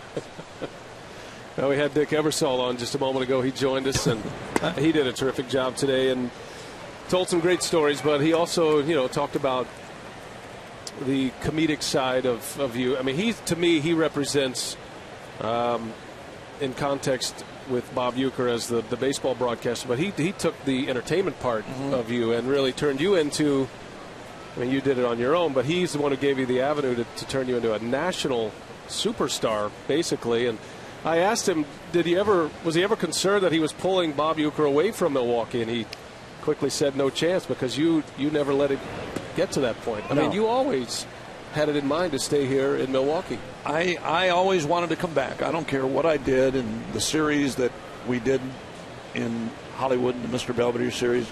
And, I mean, that's a second family to me, and they're here too. But I couldn't wait for spring training to start and for our last show. Not that I didn't have a good time. I did. But to get back to baseball in the spring, there were a couple of weeks where I had to fly back and forth, come over and do a couple of weekend games and then go back and finish up the show. But I always wanted to come back to baseball. I really did. I enjoyed the network stuff, had a great time with Monday Night Baseball and NBC, but I always wanted to come back here and work Rockies games over at County Stadium. I don't care where they were. I enjoyed being back here. Alex Presley at the plate. Bob Uker joins us. We'll have him on for the bottom of the inning as well. Hopefully the Brewers will score some runs, and we'll hear Bob. Let me get you to call a little play-by-play if that's all right. We've done that before. Oh, yeah. We've done that before, and it's always fun to hear that. So this statue that's up now, and you're going to be able to see this every day. What goes through your mind when – because I know you're a guy who likes to get into the routine. I mean, as funny as you are, but you like the routine of the game and everyday baseball. But this is obviously out of the routine. This is something so different, and it allows us to kind of honor you as a broadcaster and honor you as a comedian. But what goes through your mind on a day like this when you see that statue from Milwaukee? Well, I think bottom line, Brian, is the fact that I'm here. I'm here, and I've been here for a long, long time, and not bragging, but, having had chances to go other places, but I didn't want to go anyplace else. I wanted to be here, and that to me, I think, is the bottom line. Secondly, I didn't want to be in the statue. So somewhere down the road, measure once. Exactly. We're all stealing your stuff, by the way. From Costas to Dick Ebersol to me, we all steal your stuff. That's the only way we can get a laugh. I know, big deal. So what? That's yeah, he works hard for that statue, dipping into the molten bronze. That was great. I was doing a show this morning with the TMJ guys, and they asked me about it. I said I still had a little work to do on it. Some sanding on the bottom and some staining, and then I put it on a flatbed and get it to the ballpark. I was kind of hoping for the Sports Illustrated pose, though. I thought maybe that was going to be where you were headed with that. I thought about that, and then I took a look at myself, and I thought, nah, we don't want to go there. That would be like jamming some radio or television station to show a photo like that. I mean, I still feel tight. You are tight. Absolutely. Oh, yeah, I know. Back to the mound. Mark Rogers will make the play, and the Brewers are through the third. We head to the bottom of the third. Mr. Baseball will come back when we come back.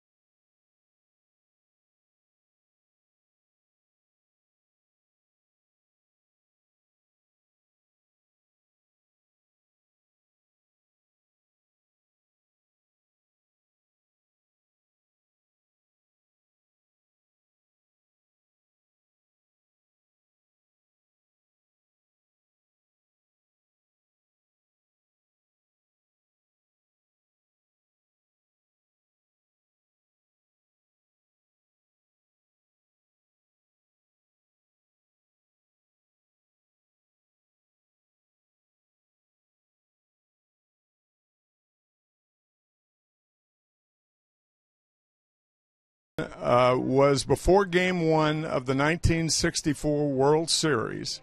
We were taking batting practice, and as you have said many times, your batting practice came at 8 in the morning because they didn't let you hit with the regular guys. But anyway, your job that day, and I know you'll remember this, your job was to protect Bob Uker and the band that was playing in left field. And they took a break, and you were shagging, and Roger Craig said, hey, Uke, why don't you grab a tuba and shag with that? Well, you dropped your glove, you picked up the tuba, and you started shagging with that and caught about 5 balls in that tuba at the behest of Roger Craig. And the Cardinals and Bob Howsam, who was the general manager, sent you a bill for $116 after the World Series was over for damage to the tuba. And I know you remember that, you. One of the funniest things I've ever seen. And the two guys that enjoyed it the most, I believe, Mickey Mantle and Roger Maris. They had never seen anything like that. Another thing that we had never seen anything like was when your dad, Gus, fell ill, and he used to go to his favorite bar all the time. And I remember you relaying this story to me. And your dad became a double amputee because of his diabetes. And you used to take him over and carry him from the car to the bar stool and allow him to drink with his friends in that true German fashion. And it's one of the more moving stories I've ever heard, you. And that's a side of you that a lot of people in Milwaukee or any place really don't know. about your devotion to your father and how loving you were in his waning years. And it's still one of the stories that I link to Bob Uker that very few people do. Tim McCarver, kind enough to cut that. How about that? And a true story. What a guy. It is. It's a true story. My dad had his legs amputated, not to pull the broadcast or telecast down, but he had problems, and they had to take him off, and he wanted to learn to walk again with artificial legs, and he kept falling. As Rogers bounces one over to first, and there is a 2-away. Go ahead. He kept falling down, but he insisted on trying to walk. He wanted to be at my sister's wedding and walk her down the aisle, but it never happened. But he started getting into an area where he wouldn't leave the house, so I go over there, and the only way I could get him to leave is pick him up. I mean, he used to try and fight you, but I picked him up and I'd throw him in the car, and then I'd take him over to this place that he used to hang around with some of his friends, and he'd sit there and have a couple of hits, and when the check came, I'd pick him up and take him out. I made sure he didn't have to. Let the friends pay, exactly. Right? Yeah. No, that was that's really funny stuff. That's good. And you, McCarver, of course, teammates, and he has so much reverence for you, and he, like most others, says he's the funniest man I've ever been around. And you guys spent a lot of time on buses together, planes. Oh boy. A lot of stories. I just did a thing for his Hall of Fame induction this year. Nigel Morgan, a little flare, and that will fall. A base hit. Nigel Morgan with his third hit of the ball game. So I've done these things for a number of other broadcasters where I do a little. Matter of fact, Bob Costas was in here a couple of minutes ago, and they had a ceremony and a dinner for him in St. Louis, and I did a whole thing on Costas this, Costas that, Costas this, Costas that. Then at the end, when I got tired of talking, I said, and thanks to you, my grip on my golf club, I've turned everything over. So to you, Peter Costas, thank you for. So that's what I did with McCarver. They just had the thing in the Hall of Fame for Tim. So I did a whole thing on MacGyver. And I got to the end where I wanted to. I just kept calling him Mac. And when I got, 5 minutes, that's enough. So when I finally said, I'll never forget the scene. I was shot in St. Louis. I'll remember it. Where you had the car wreck, and man, it was a violent scene. Man, what a show that was. So to you, MacGyver, I don't know why you're having me do this, but 2 rubber bands and a popsicle stick. And he loved every minute of it. Man, yeah, he called me. He called me and told me that when they played it, he saw it. He said it was really good. But it's been very, very easy, obviously, for us to get some of these sound bites from these legendary broadcasters. And Tim McCarver, as you just mentioned, went in as the Ford C. Fricka winner. So he joins Bob Uker in the Hall of Fame. And these guys are so eager. It's almost a fist fight to see who gets more time. These guys want to pay homage to you. You know what? It's really, really so funny. I mean, when we do this, and we're around together all the time. We see each other every day during the season, airplanes and everything else. But a few years back when Ernie Harwell retired from Detroit, they asked me to do one for Ernie. So I always used to call Ernie Pea Picker. That southern accent and everything. So I do this whole thing on Ernie this, Ernie that, you old pea picker this, you old pea picker that. And again, I go 5-6 minutes, whatever it is. And then finally I say, and I'll tell you what, pea picker, that song, 16 Tons, is my favorite all time. Tennessee Ernie Ford. He broke him up. Oh, man. As a broadcaster, Bob, when you're growing up as a kid and you're listening to games, did you, in your wildest dreams, think that you would be doing that? Because I know you're a player and a very accomplished player. Did you think about that? It's like, maybe one day I could do that. Well, you know what? And I make fun of what I did and what I do. I do it because I like to make people laugh. Runner goes, and Morgan into second base. Another steal. That's a fourth one of this game for the Brewers. And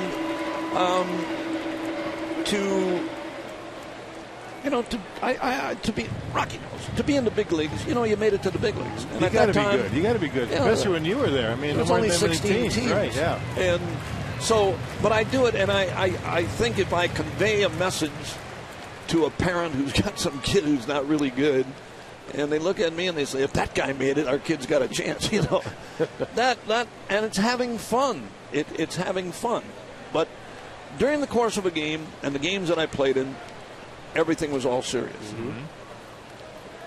And I mean, you know, being with St. Louis in 1964 for the World's Championship year, and you know, when you're catching guys like Gibson and Kurt Simmons and people like you don't mess around with those guys. Yeah. You know, I mean, this is a funny story. Speaking about Tim McCarver, Tim McCarver goes out to talk to Gibson one day, and when he gets to the mound, this is a true story.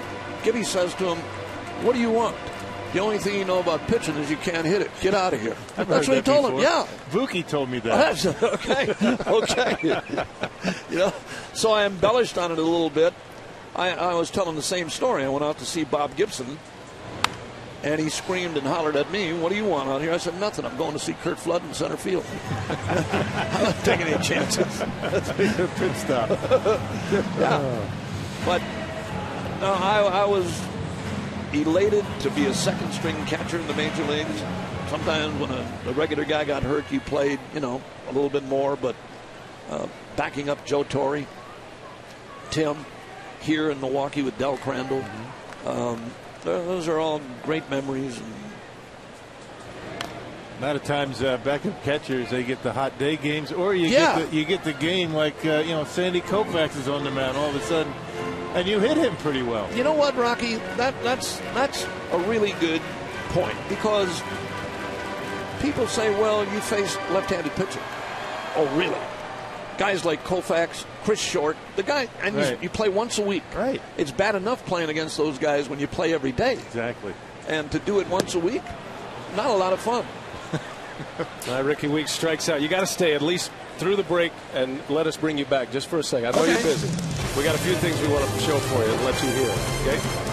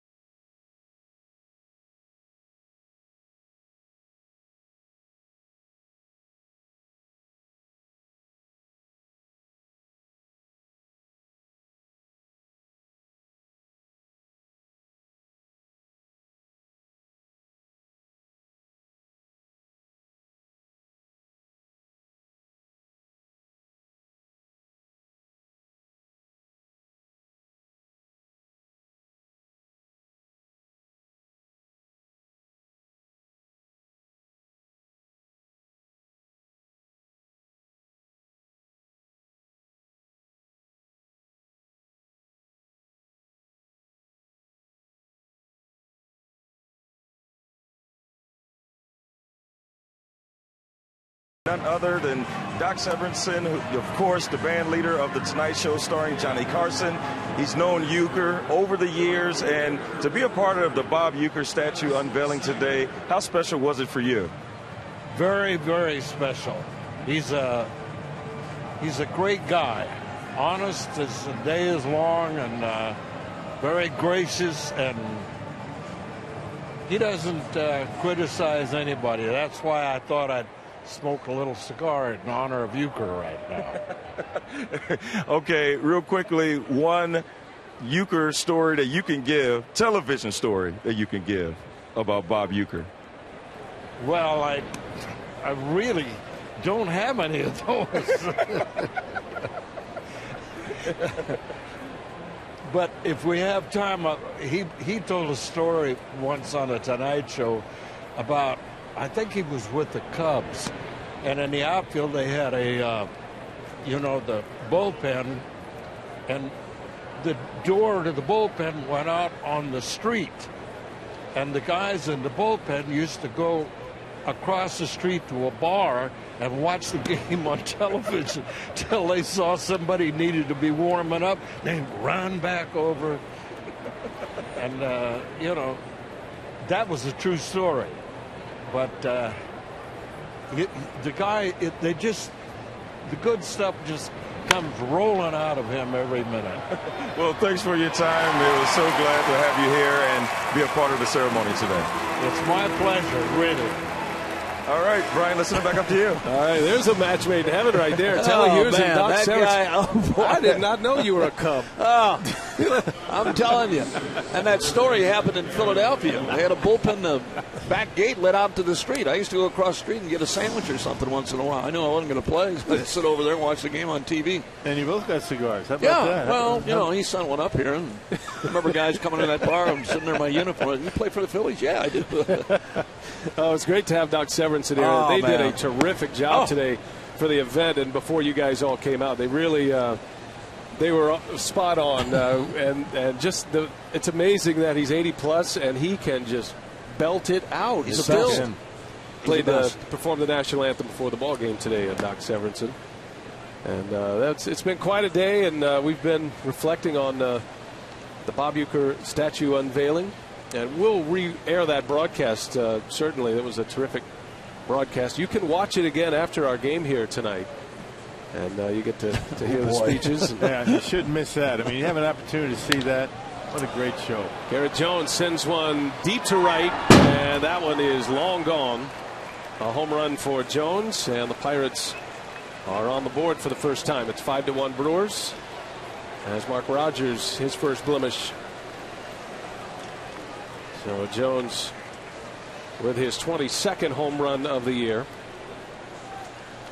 All right, Bob, so before, I know you got to get going here, but I wanted you to hear this. We previewed this. This is from your good buddy, Hall of Fame broadcaster Marty Brenneman. Here are his comments. Bob, I really don't know where to begin this. You and I have known each other for a lot of years. I consider you a real friend among those of us in the Major League Baseball broadcasting fraternity. I have found, after being a big fan of yours on Mr. Belvedere, that you are as funny off the air as you are on radio or on television. I think about the popularity that you've acquired over the years, not only in your hometown as a longtime broadcaster with this Brewers ball club, but also all over the country.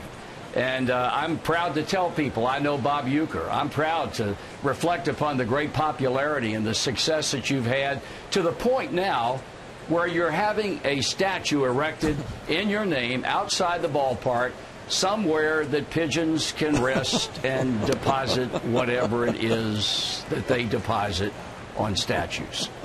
And also, to think about all of this success and all of this popularity, you've been able to do it without shaving your head. That's big. Bob, congratulations. Well deserved. The clean-shaven Marty Brenneman. Yeah, he did that a couple of weeks ago. Part of it was a charity deal, and what was it? The Reds won 10 in a row. He shaved his head, right? Yeah, he did it. I called him. I told him, why don't you just put a bag over your head, man? Do the same thing. Marty, a Hall of Famer like Bob Uker, and great comments from Marty Brenneman. So we need to let you get going here as Alvarez sends a base hit back up the middle, because you do have another job. But can you just kind of summarize your day here? And I've never seen you get emotional, and I'm not trying to make you emotional here, but I've never seen that from you, and I know it touched you, what went on today. Yeah, it did, and I'll be honest with you. Part of it was the loss of my son earlier this year. And as I looked down at my family seated down in the first few rows, it came to mind, that he would have been here today, but it didn't happen that way. Yeah. And that was really the reason. But other than that, I had one of the greatest days of my whole life here today. And you guys were a part of it, and I thank you, and I thank everybody who came. I mean, some of these people came from as far away as Cedarburg. I mean, it's unbelievable. No, I did. But it was a beautiful day. I'll never forget it, and I don't want to forget it. I don't want to ever forget it. That's what kind of a day it was for me. Well, you've given us some great memories, and you're going to keep doing that because you're not going anywhere. Matter of fact, in just another inning, you'll be over there on the Brewers Radio Network. Thank you, Brian, for coming up. Thank you, It's buddy. been a thrill spending time with you, watching all of this unfold today. Well, I appreciate it, Rocky. Thanks, you know, we've been together for a long time. Yeah. And called a lot of your games, and watched you play a lot. We've been friends for a long, long, long time, and I appreciate it. And that's you deserve it. Thank you for whatever you give to us and me and everybody else. We really do appreciate it. We love you, man. I thank you, Rock. Thank you very much. All right, we'll let you get back to work. Okay. Thank you. Thanks, B.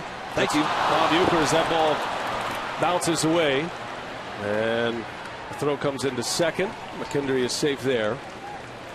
So the Pirates have runners at second and third. The game's secondary when you can spend a little time with Mr. Baseball, and you know, we try to respect his space, and certainly he's had his moments on the networks, on television. He could easily do this job when and if he ever wanted to, and you know, he could be on television more. But the thing is, and I get asked this all the time, but he loves radio, and he loves the art of radio and the freedom that radio offers, and that's why it's so great that he is still on the radio. And it's a lot like Vin Scully in that regard, that you have these treasures that I don't think exist in any other element of life other than sports, and specifically baseball, where you have these guys who connect generations, and he's able to call these games on the radio each and every night.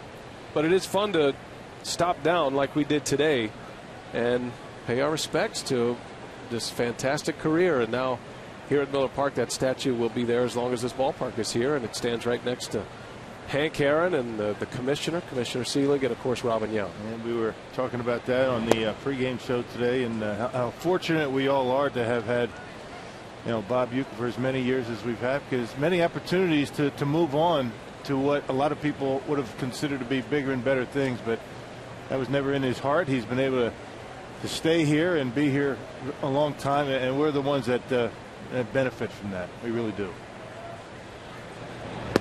Well, Mark Rogers facing Josh Harrison as we dial back in here a little bit. The Brewers leading 5-1. Our carsoup.com email the booth question asking about Bob Uker, Lance in Whitefish Bay. What are some of your favorite personal memories with Bob Uker? And Rock, you go back a long time with Bob, and back to your playing days as he referenced. I think for me the best part of this job, one of the great elements of this job, is to sit on that bus at 4 o'clock on the road every day with Bob Uker and hear the great stories. I mean, it's a full-fledged 20-minute comedy bit every day. Well, and again, I think everybody, you know, wants to think about the things that he does that make you laugh, and you know, how funny he is. But for me, and the one thing that he has taught me, and I tell him this all the time, that as long as he's been doing this job, all the traveling that he's done over the years, all the games that he's seen, and at times how tough it can be, he's never in a bad mood when he's at the ballpark. I mean, you would never know what's going on in the life of Bob Uker at the ballpark. He's always got a smile on his face. He's always happy. And that really starts, I think, at 4 o'clock on the bus. I mean, we all get excited about 4 o'clock to go to the ballpark. And you know what? If you don't feel that way in this business, you got to get out. Right. Because it's a grind. It can be tough. And Bob Uker certainly has taught me how to handle myself throughout the course of a long season over the years. And he's a role model for me in that respect alone. Believe it or not, Bud Selig hired him as a scout the first year the Brewers were in existence, and then finally put him on the radio, his destiny, as Harrison pops it up. Braun comes in low. Segura makes the catch, and the runners cannot advance. And not sure why Alvarez didn't try and tag up. I mean, what you do is you tag up.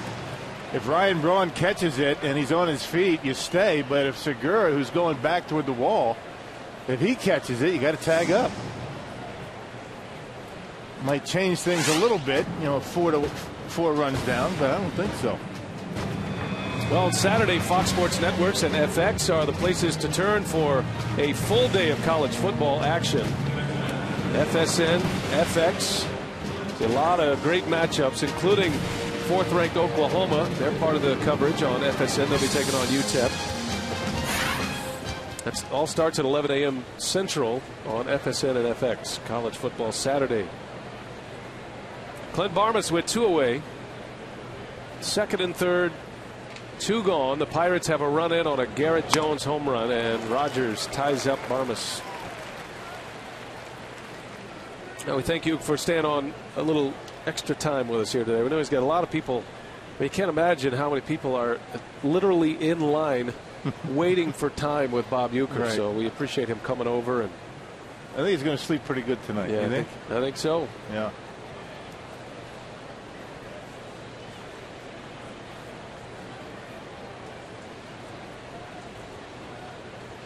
Mark Rogers working in his 4th inning. And another good fastball, and it's 0-2 on Barmas, who's been late twice.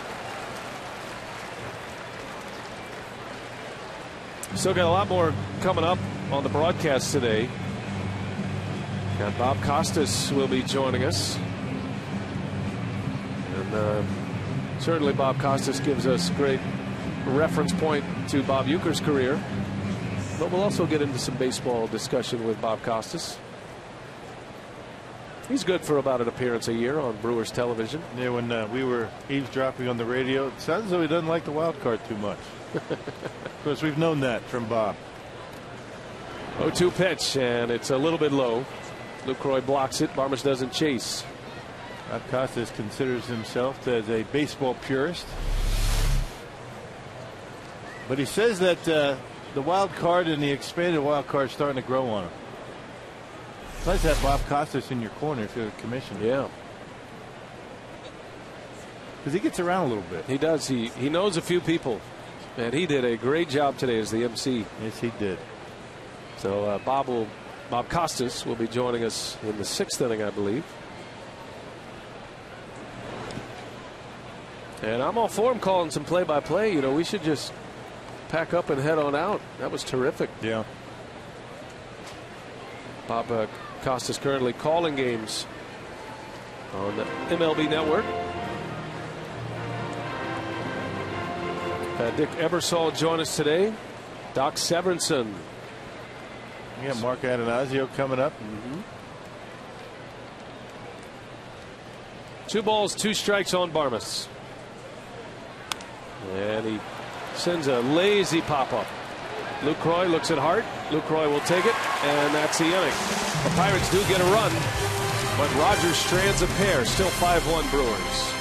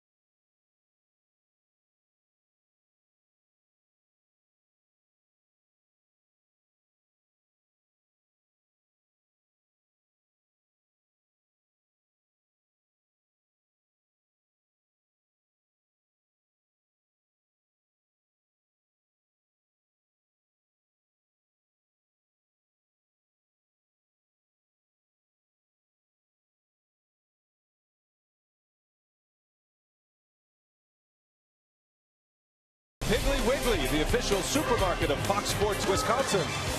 By Ho Chunk Gaming Wisconsin, your ticket to more. And by Marshfield Clinic. Don't just live, shine.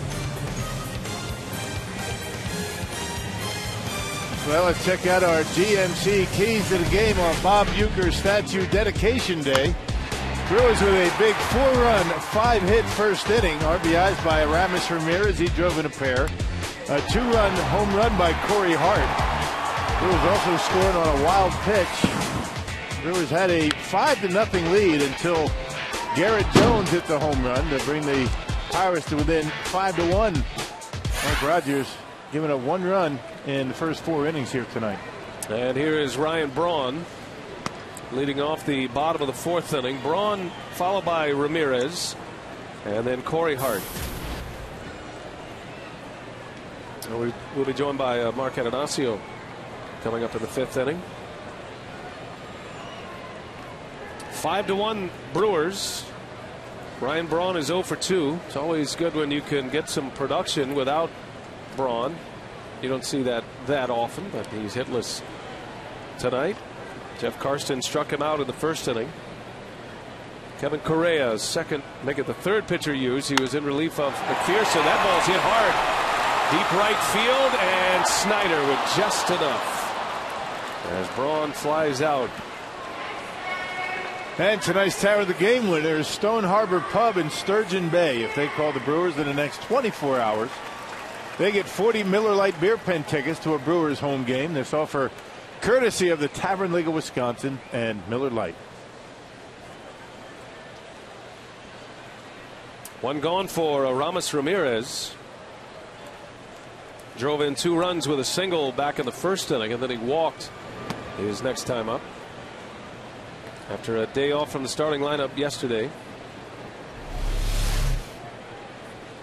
That man's got a nice fastball. Talking about Kevin Correa, I should say. Kevin Correa now in the ball game, but good life on the fastball. He's got a very good breaking pitch. And sinker, slider. Well, you might remember the Brewers face Eric Bedard on the last road trip. The Pirates released Bedard. And I thought that Correa might be the guy who would go into the rotation at that point, but he's pitching out of the bullpen. And you don't know about the health of Jeff Karstens. He left this game with a groin injury. Actually, they have since updated that to a right hip flexor injury. And those two can mask each other sometimes. It's been a problem that Karstens has dealt with this year. He missed some time on the disabled list with a hip injury along with a shoulder injury this year. So here's a guy who's having a terrific year as a starter for the Pirates and Karstens, and who knows how long he's going to be on the shelf. As Ramirez bangs one back up the middle, a base hit. His 2nd hit, and for the 3rd time he is aboard in his 3 plate appearances. Yeah, did a nice job not trying to pull that sinker, going down on Aramis Ramirez and bangs it right back through into center field. Boy, he's seen the baseball very well. Not trying to pull everything. And pitch out over the plate, down, and makes a nice adjustment and rolls it right into center field. 5-1 Milwaukee. The Brewers scored 4 in the 1st, and they added 1 in the 2nd. Ramirez drove in a pair in the 1st inning, and Corey Hart hit a 2-run homer in the 1st. Number 25 of the year for Hart. 71 ribbies now.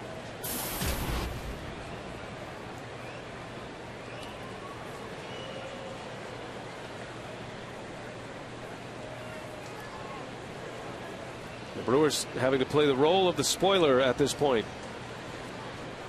And they've done just that against the Pirates. They took 2 out of 3 from them on the last road trip.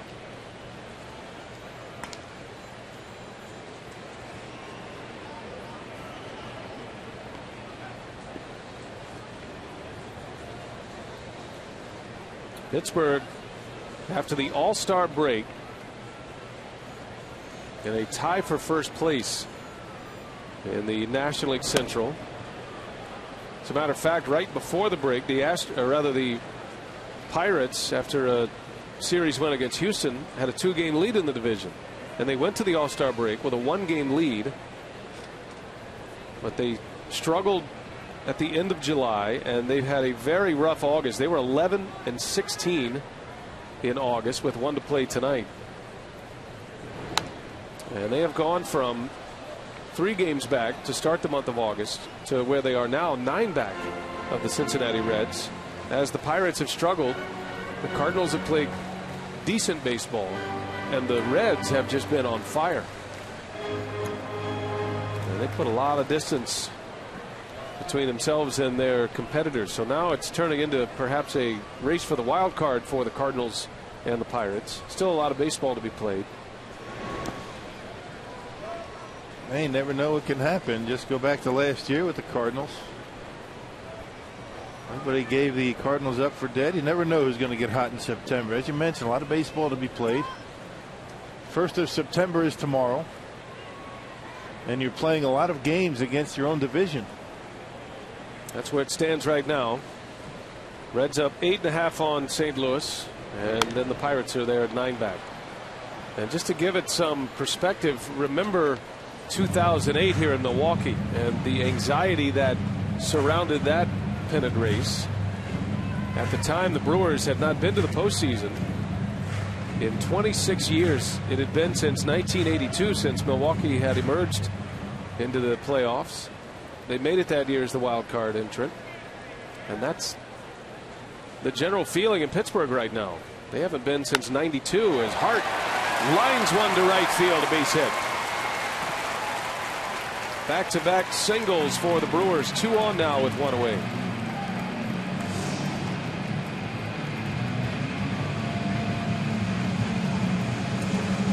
So 2 on for Jonathan Lucroy.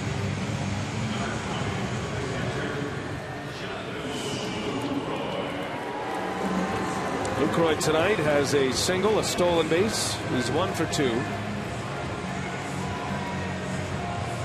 Our AT&T trivia question: the last player in Major League Baseball history to have 7+ RBIs in a game, or 7 or more RBIs in a game, twice in the same season. Jonathan Lucroy is the first catcher to ever do it, but we're looking for the last player to do it. Lucroy had 7 RBIs yesterday. Had a 7 RBI game against the Twins back in May.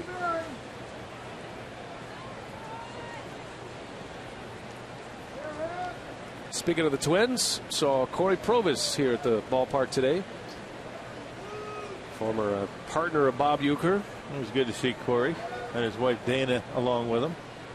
And nice of the Twins to allow him to miss tonight's game in Kansas City to join us here tonight as Lucroy sends one foul territory, and that will fall foul. Corey looks like he's doing pretty well. Had a new suit on. That was an impressive thing. Never saw Corey with new clothes when he was working here. Well, he's the #1 guy now with the Twins, you know. He's in the lead play-by-play role for the Twins radio network. Twins are postponed due to rain tonight, so Provis is still going to have to do that game. He's going to have a doubleheader at some point. Doubleheader. Hope he enjoyed today because he's got 2 to play sometimes this weekend.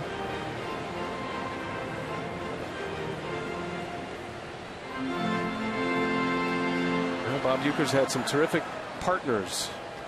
3 of them have ended up as #1 play-by-play men on the radio, starting,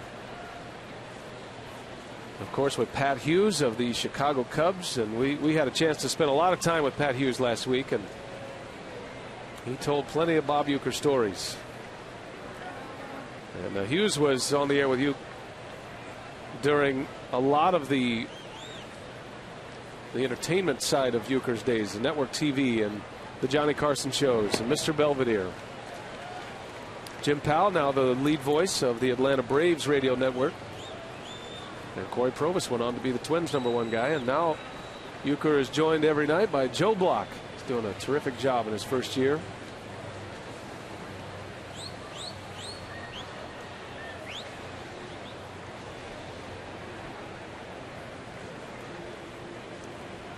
Two balls and a strike on Lucroy. 2-2 now.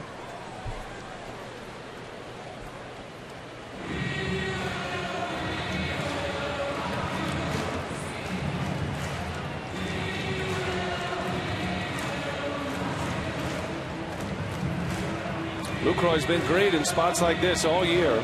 Runners in scoring position. He has been the Brewers' best option when he has been available. Missed 2 months of the season with a broken right hand, which makes it even more impressive that he's able to deliver with 2 7 RBI games. Beats that one into the ground. Barmes will go to second. Close play there. Hart is out. And the second out of the inning.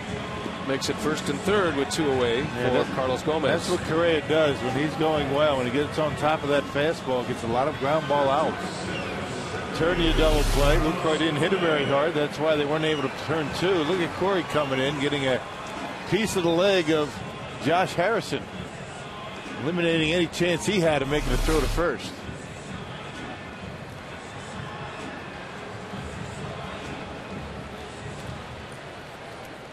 And Brewers have had a lot of opportunities in this game to put the Pirates away, but have not been able to do it. Pirates still hanging around. So here is Gomez now. Brewers let a 6-run lead get away yesterday, so you can bet they want to keep the hammer down here against the Pirates.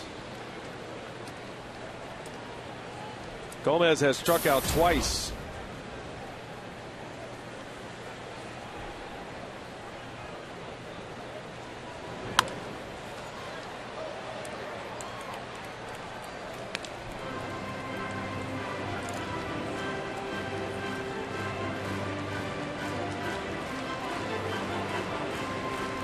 First time Gomez has faced Correa in this game. Jeff Karsten started, had to leave with an injury, a hip flexor injury.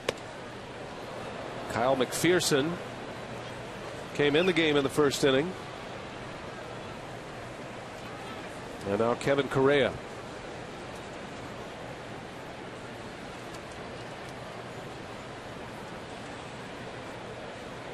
Pittsburgh won a 19-inning game against St. Louis just a couple of weeks ago, back on August 19th. They've only won 3 times since, and the last 2 came in their last 2 games against the Cardinals. And you might remember, if you followed the Pirates at all last year, they were in a pennant race last season. They played a 19-inning game against the Braves in July, lost that game, and went on a tailspin that they could not get out of the rest of the season. The Pirates went 18-37 in August and September last year and lost 90 games after being in a pennant race as late as the end of July. Well, you never know if that extra inning loss was, what got them in that bad stretch, but certainly a young team and a young pitching staff, guys that have never been in a pennant race before. Could have had something to do with it. Arms tiring a bit. A little bit of talk of that in Pittsburgh when the Brewers are in town to play the Pirates. Strike called outside corner, and Gomez is rung up. Side to tie at the Brewers strand 2. It's 5-1 Milwaukee. We go to the 5th.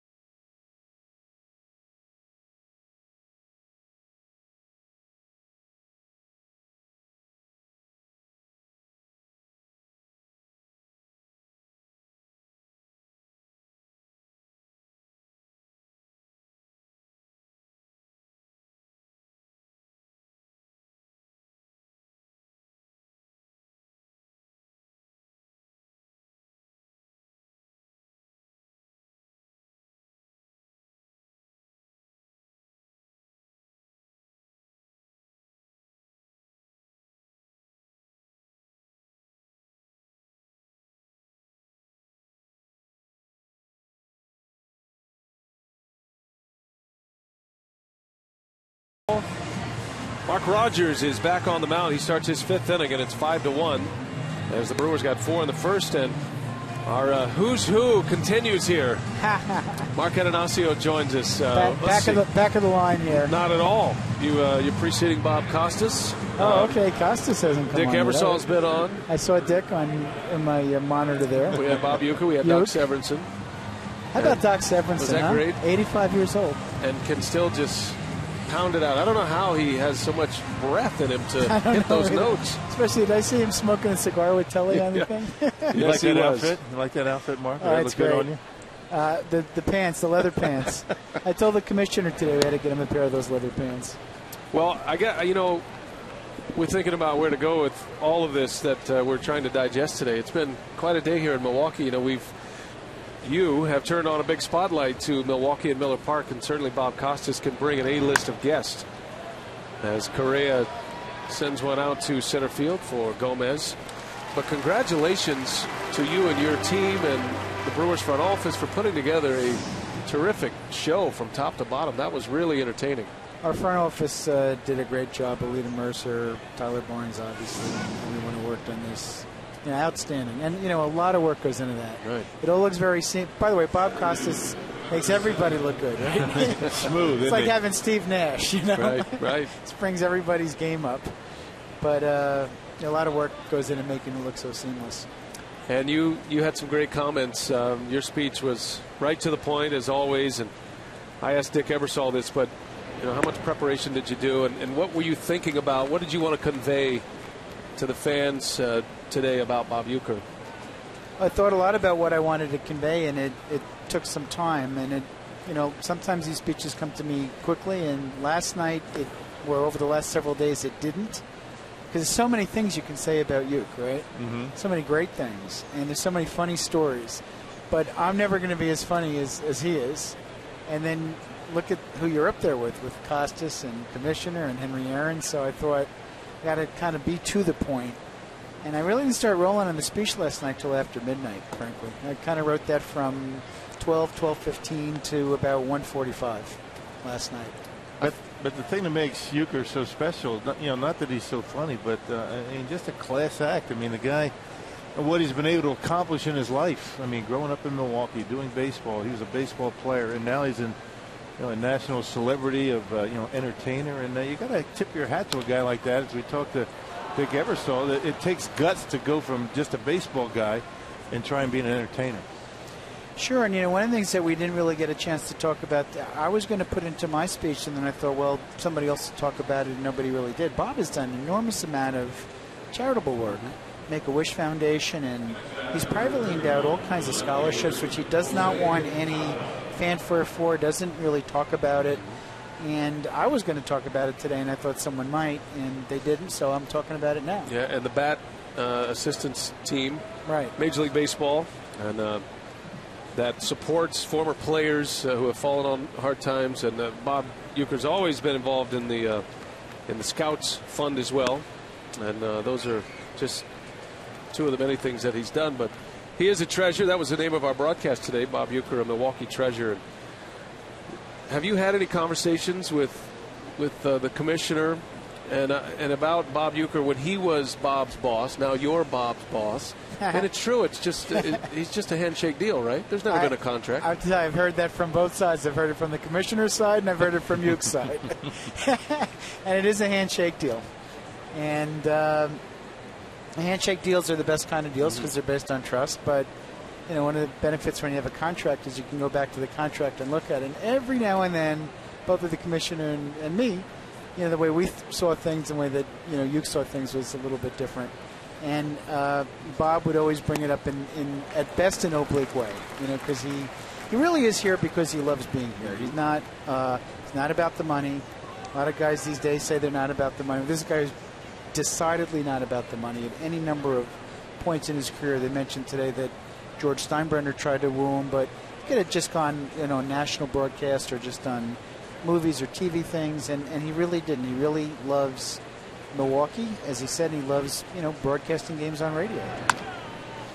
Little bouncer over to second base, and Weeks will make the play to first. 2 outs. We're visiting with Mark Attanasio, and certainly here to Talk Brewers, but today we dedicate this day in this broadcast to Bob Uker and the statue unveiling.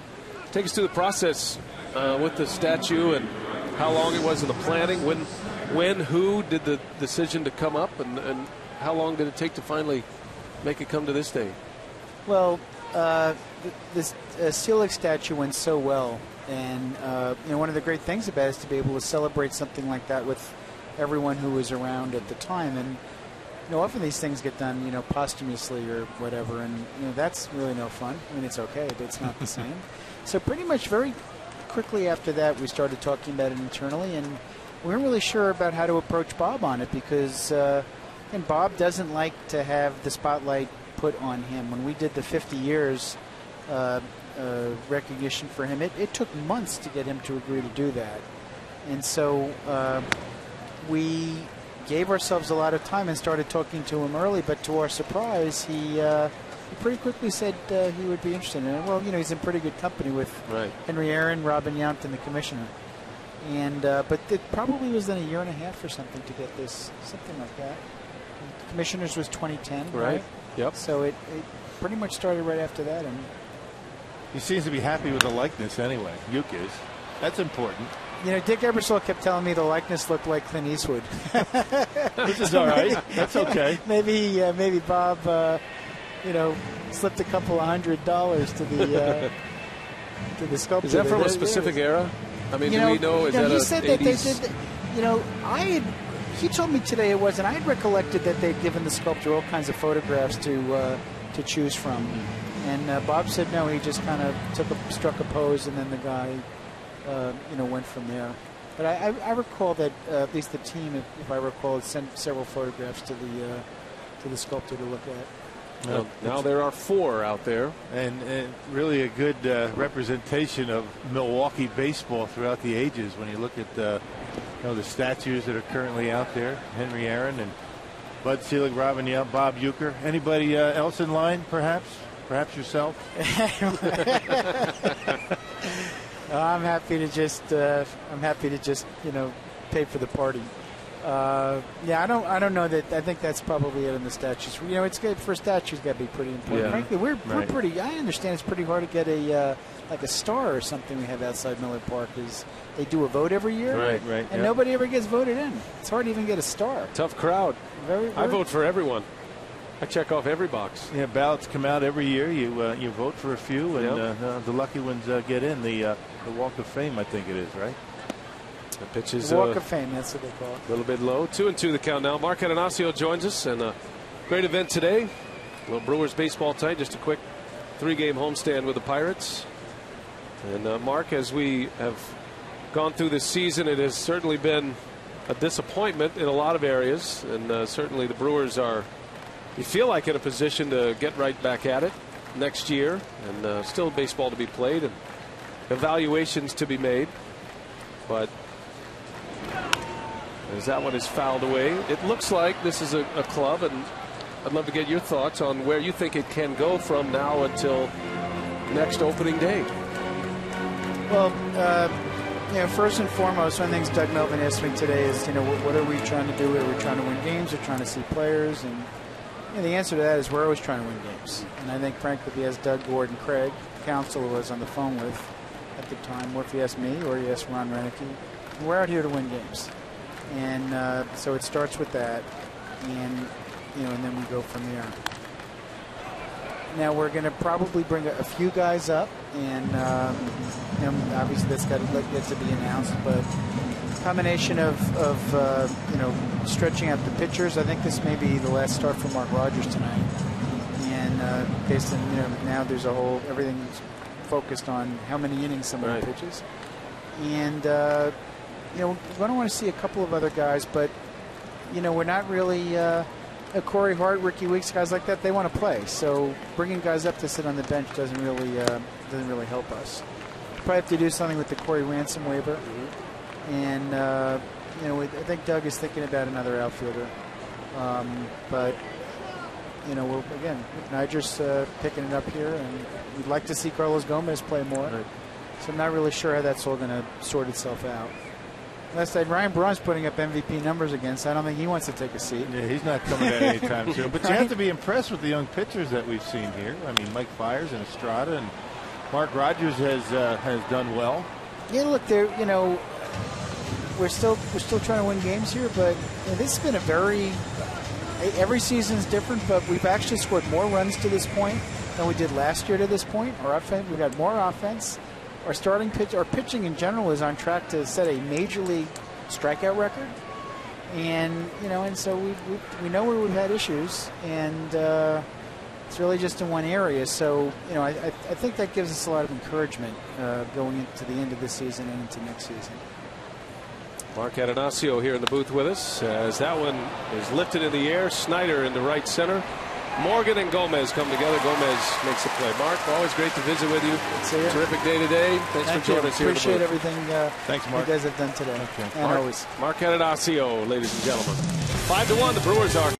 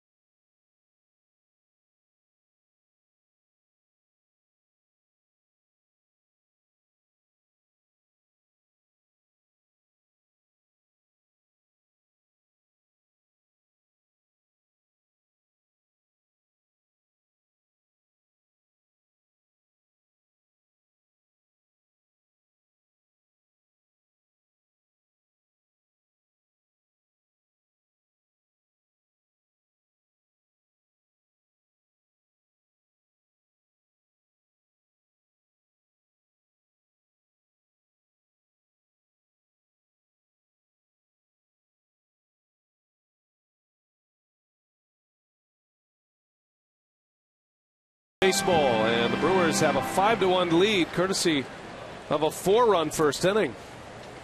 Got to the injured Jeff Karstens, who left the game after 4 runs were in, a hip flexor injury. Kevin Correa still out there. He's the third Pirate pitcher. We're only in the bottom of the 5th. Gene Segura leads off, a ground ball to short. Barmes takes a tough hop, low throw, but dug out by Jones, and that is the first out of the bottom of the 5th inning. AT&T Trivia, who is the last player in MLB history to have 7 or more RBIs in a game twice in the same season. Jonathan Lucroy's done it twice. But interesting that it is Derek Lee, and it's interesting because he did it against the 2 teams that are playing tonight. Back in 2009, had a 7 RBI game against the Brewers, and then later that year against the Pirates. Mark Rogers breaks his bat. And there is out number 2. It's good to catch up with Mark Attanasio. And interesting that Mark Attanasio says this is Mark Rogers' last outing. Yeah, I caught that myself. Yeah, I kind of like, oh, okay. Yeah, we'll see. That is something that we have not been told up to now, but obviously if the owner says so, then it is so. You see Nigel Morgan at the plate, presented by Wendy's.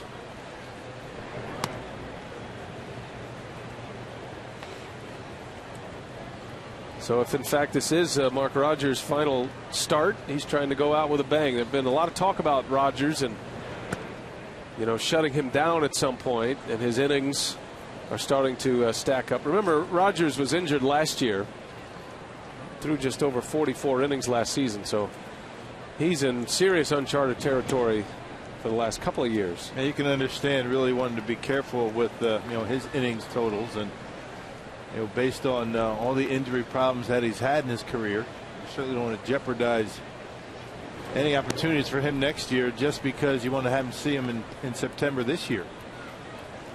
If it is his last start, we've seen some very good pitching from Mark Rogers. He has certainly put himself in a position to be up for a rotation spot next year or a big league roster spot. I think Rogers, he's a guy that you could see in the bullpen one day with his stuff. Anybody who throws 98 miles an hour, 99 miles an hour, and with a curveball like he has. Curve and slider, very good pitches for him. There's a lot of spots for a pitcher like that. But the question with Mark Rogers is, can he stay healthy? And he's proven that he can this year, and I think that's going to help him moving forward. Time now for the Jimmy John's high-speed delivery. Karsten's the starter, who lasted just partial inning at 89. Rogers at 94. And Nigel Morgan is aboard for the 4th time. Nigel Morgan has 3 hits and a walk tonight. And Nigel's average now at 246, so he's continues to climb. That's the thing Mark was talking about. The guys want to go out there, they want to play, they want to continue to win, and guys like Ricky Weeks, Nigel Morgan, they want to be able to be in a position to be able to get these numbers up. They don't want to finish the season. Well, young players to come in and they want to show that they still have what it takes. Ricky Weeks like to get up into 240 range. That's doable. Still a disappointing season, but it's how you finish. And the bottom line, players want to play. They want to finish a season. Ricky Weeks is trying to put together a finish. He had a career day yesterday, 5 for 5 in yesterday's game, his first 5-hit game. And Ricky Weeks came back today and got a base hit in his first at-bat. He had hits in 6 consecutive at-bats. Man, look how hard these baseballs are hit, just right on the nose.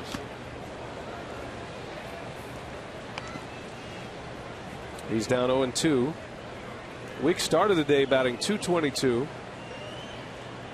Does have a hit today. He's 1 for 2. He was hit by a pitch.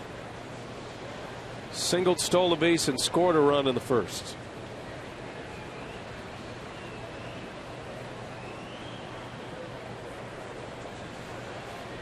Two outs. There goes Morgan, and a bouncing ball. Harrison makes a play, stumbles, collects himself to get the out, and the inning is over. 5 in the books. Bob Costas soon to be joining us here on the telecast as we go to inning number 6.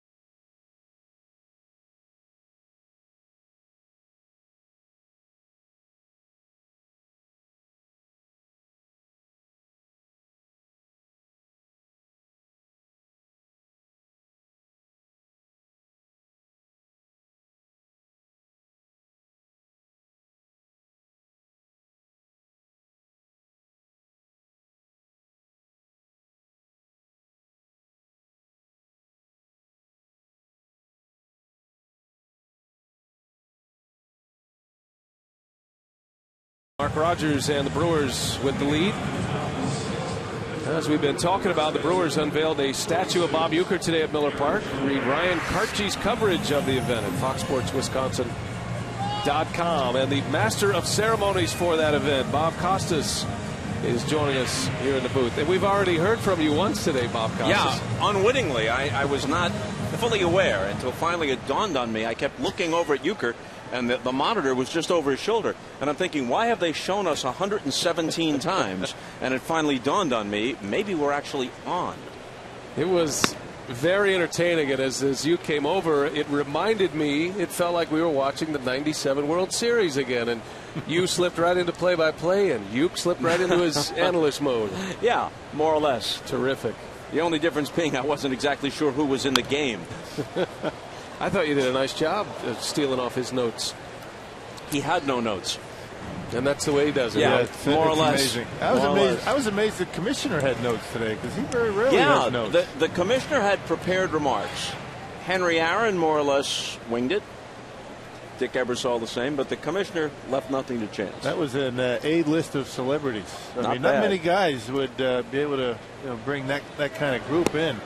Yeah, they all came in out of devotion to Uke. He doesn't like to get too sentimental publicly, but all of us, in addition to being amused by him and entertained by him, we all feel great fondness for him.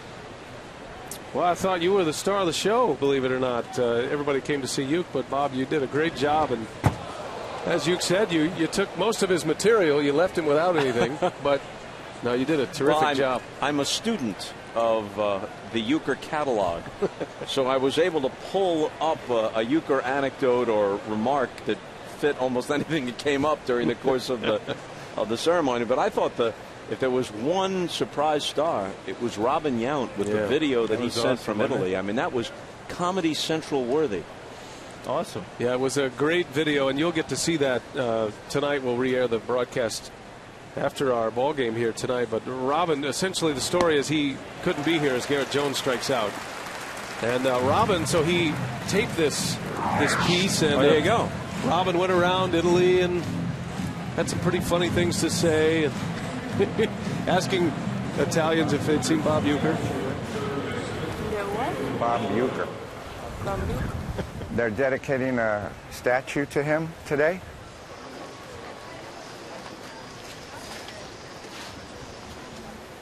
Excuse me, Bob Uker? Do you know Bob Uker? No. You know, Bob Uker. Home runs off of Gibson, Koufax, Drysdale, Mr. Belvedere. So that was one of the highlights of the show today. And also Billy Aaron just breaking into song. Bob Uker asked her to sing, Hank Aaron's wife, and Doc Severinsen's band coming in right in step with her. I thought those were the two terrific moments and spontaneous moments of the show today. She did a Judy Garland worthy Somewhere Over the Rainbow. And how about Doc Severinsen? Yeah. Now, I would never have guessed. Someone asked him as we were kind of gathering to go out on stage, Doc, you look great. How old are you? And he cheerfully said, 85. Wow. That is as spry and as with it an 85-year-old man as I have ever seen. I hope I'm able to hold up a trumpet at that age, let alone play it. Forget it.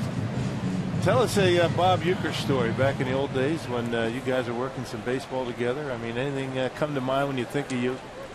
Many things come to mind when I think of Uke. I'm trying to think of which of them would be airworthy. We'll get to it in the bottom of the sixth. After the sausage race. We hear that from everybody we ask that question to. After the sausage race. Spent a lot of days with him, a lot of big moments, big games, World Series, some of baseball's greatest moments. We did the 95 and 97 World Series together. Craig Counsell was here today, and we were reminiscing about that World Series. Of course, he scored the famous run that won that World Series, and he was talking about how in awe he was, that was his rookie year, that a guy he had grown up following, and Craig's dad worked for the Brewers, that he got a chance to spend time with Bob Uker, and Bob Costas was calling play-by-play. I mean, he really was in the big leagues in a big way in that World Series. He knocked in the tying run in the ninth, in the bottom of the ninth of Game 7, and then he scored the winning run in the bottom of the 11th on Edgar Renteria's hit. And had Manny Ramirez, in typical Manny fashion, had he paid any attention to what Jim Leyland and the coaches were frantically trying to get him to do, he never would have caught the ball that Counsell hit for the sacrifice fly. He was completely out of position, playing near the line and much deeper than he should have been. And Craig rocked the ball right down the line. Wasn't a fly ball, it was a high line drive to the edge of the warning track. And Manny just happened to be standing where he shouldn't have been and made the catch. Otherwise, it's a game-winning double. Instead, it's a sacrifice fly that tied the game and forced extra innings. So Manny being Manny helped out that time. In that particular case, yes. Right. Pedro Alvarez at the plate for the Pirates, and a swing and a foul tip in and out of the mid of Lucroy. There you go, Mr. Costas. Oh, look at that. Sausages getting themselves ready. I thought you might try to end up as the chorizo today to cap off your day in Milwaukee as one of those racing sausages. That would have been an honor. Who holds the lead for the season? Are the stats being kept? They're up there. We'll see him after the race. But have you had your brats yet today? You know, I had a late lunch, early dinner after the Uker ceremony, so I've got this carefully planned. I'm having my brats during the 7th inning stretch with the Secret Stadium sauce, of course. That's very symbolic all the way around as Alvarez draws the walk. You know, I don't know what this season's numbers will reveal, but I recall doing a Brewer game a couple of years ago on the Baseball Network, and I thought, you know, with all the sabermetrics and all the newfangled numbers, some of them are interesting, some not. But to me, the single most revealing stat I have ever seen was Brewers 15-3 when Italian wins sausage race. Nice. Yes, that takes a few layers off of it. That in the stats, that in the notes. It's the kind of insight I'm looking for. Yeah, that's usable information. Looks like Ron Renicky is on his way out, and Mark Rogers, perhaps his final appearance in a Brewers uniform this year, gets a nice ovation. And we send it to break with Billy Aaron as she sang to Bob Uker earlier today at the ceremony.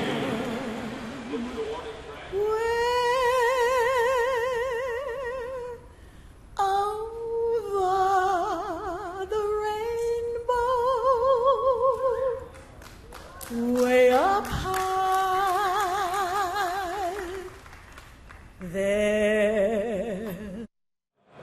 The Equinox is in 2012 IIHS Top Safety Pick.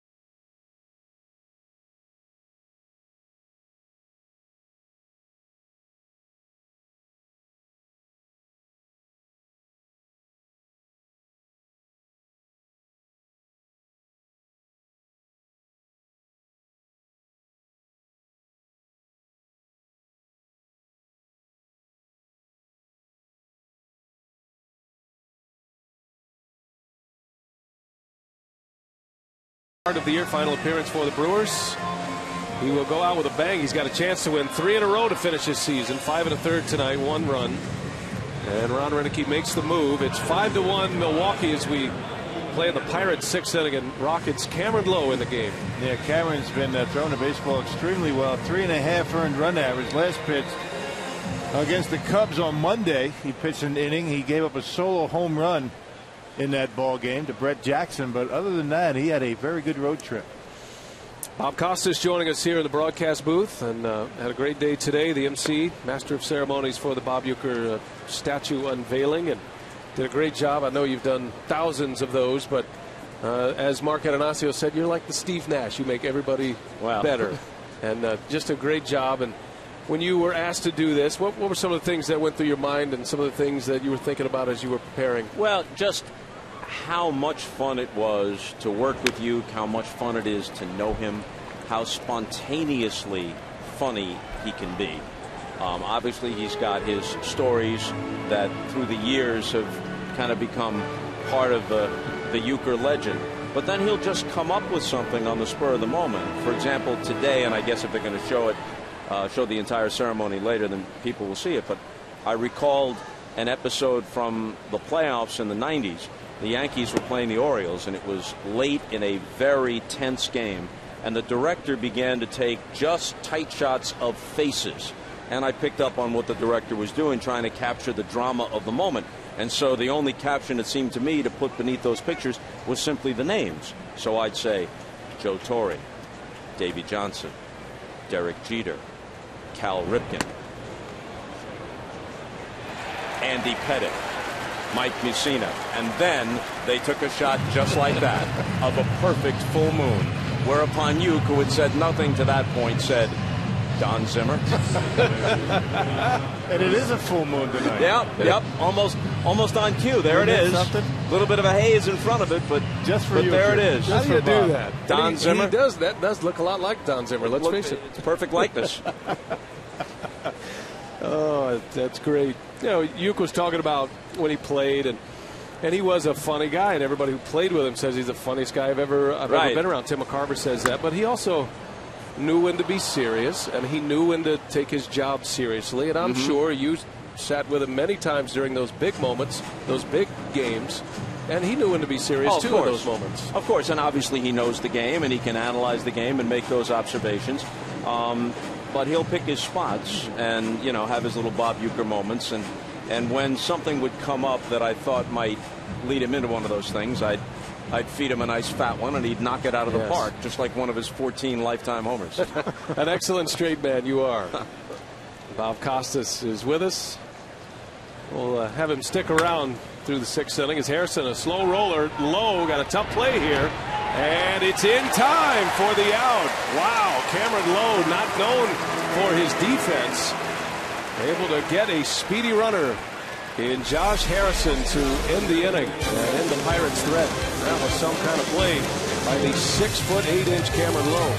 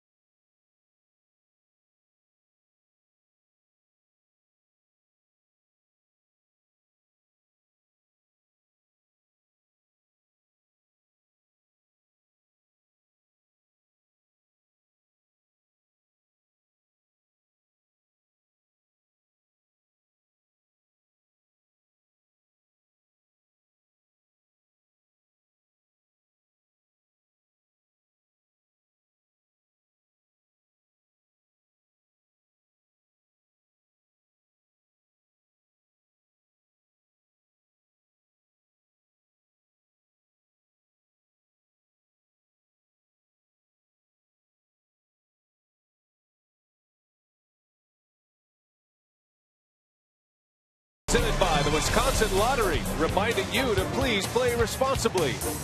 And by the new Miller Lite Punch Top Can. It's Miller time.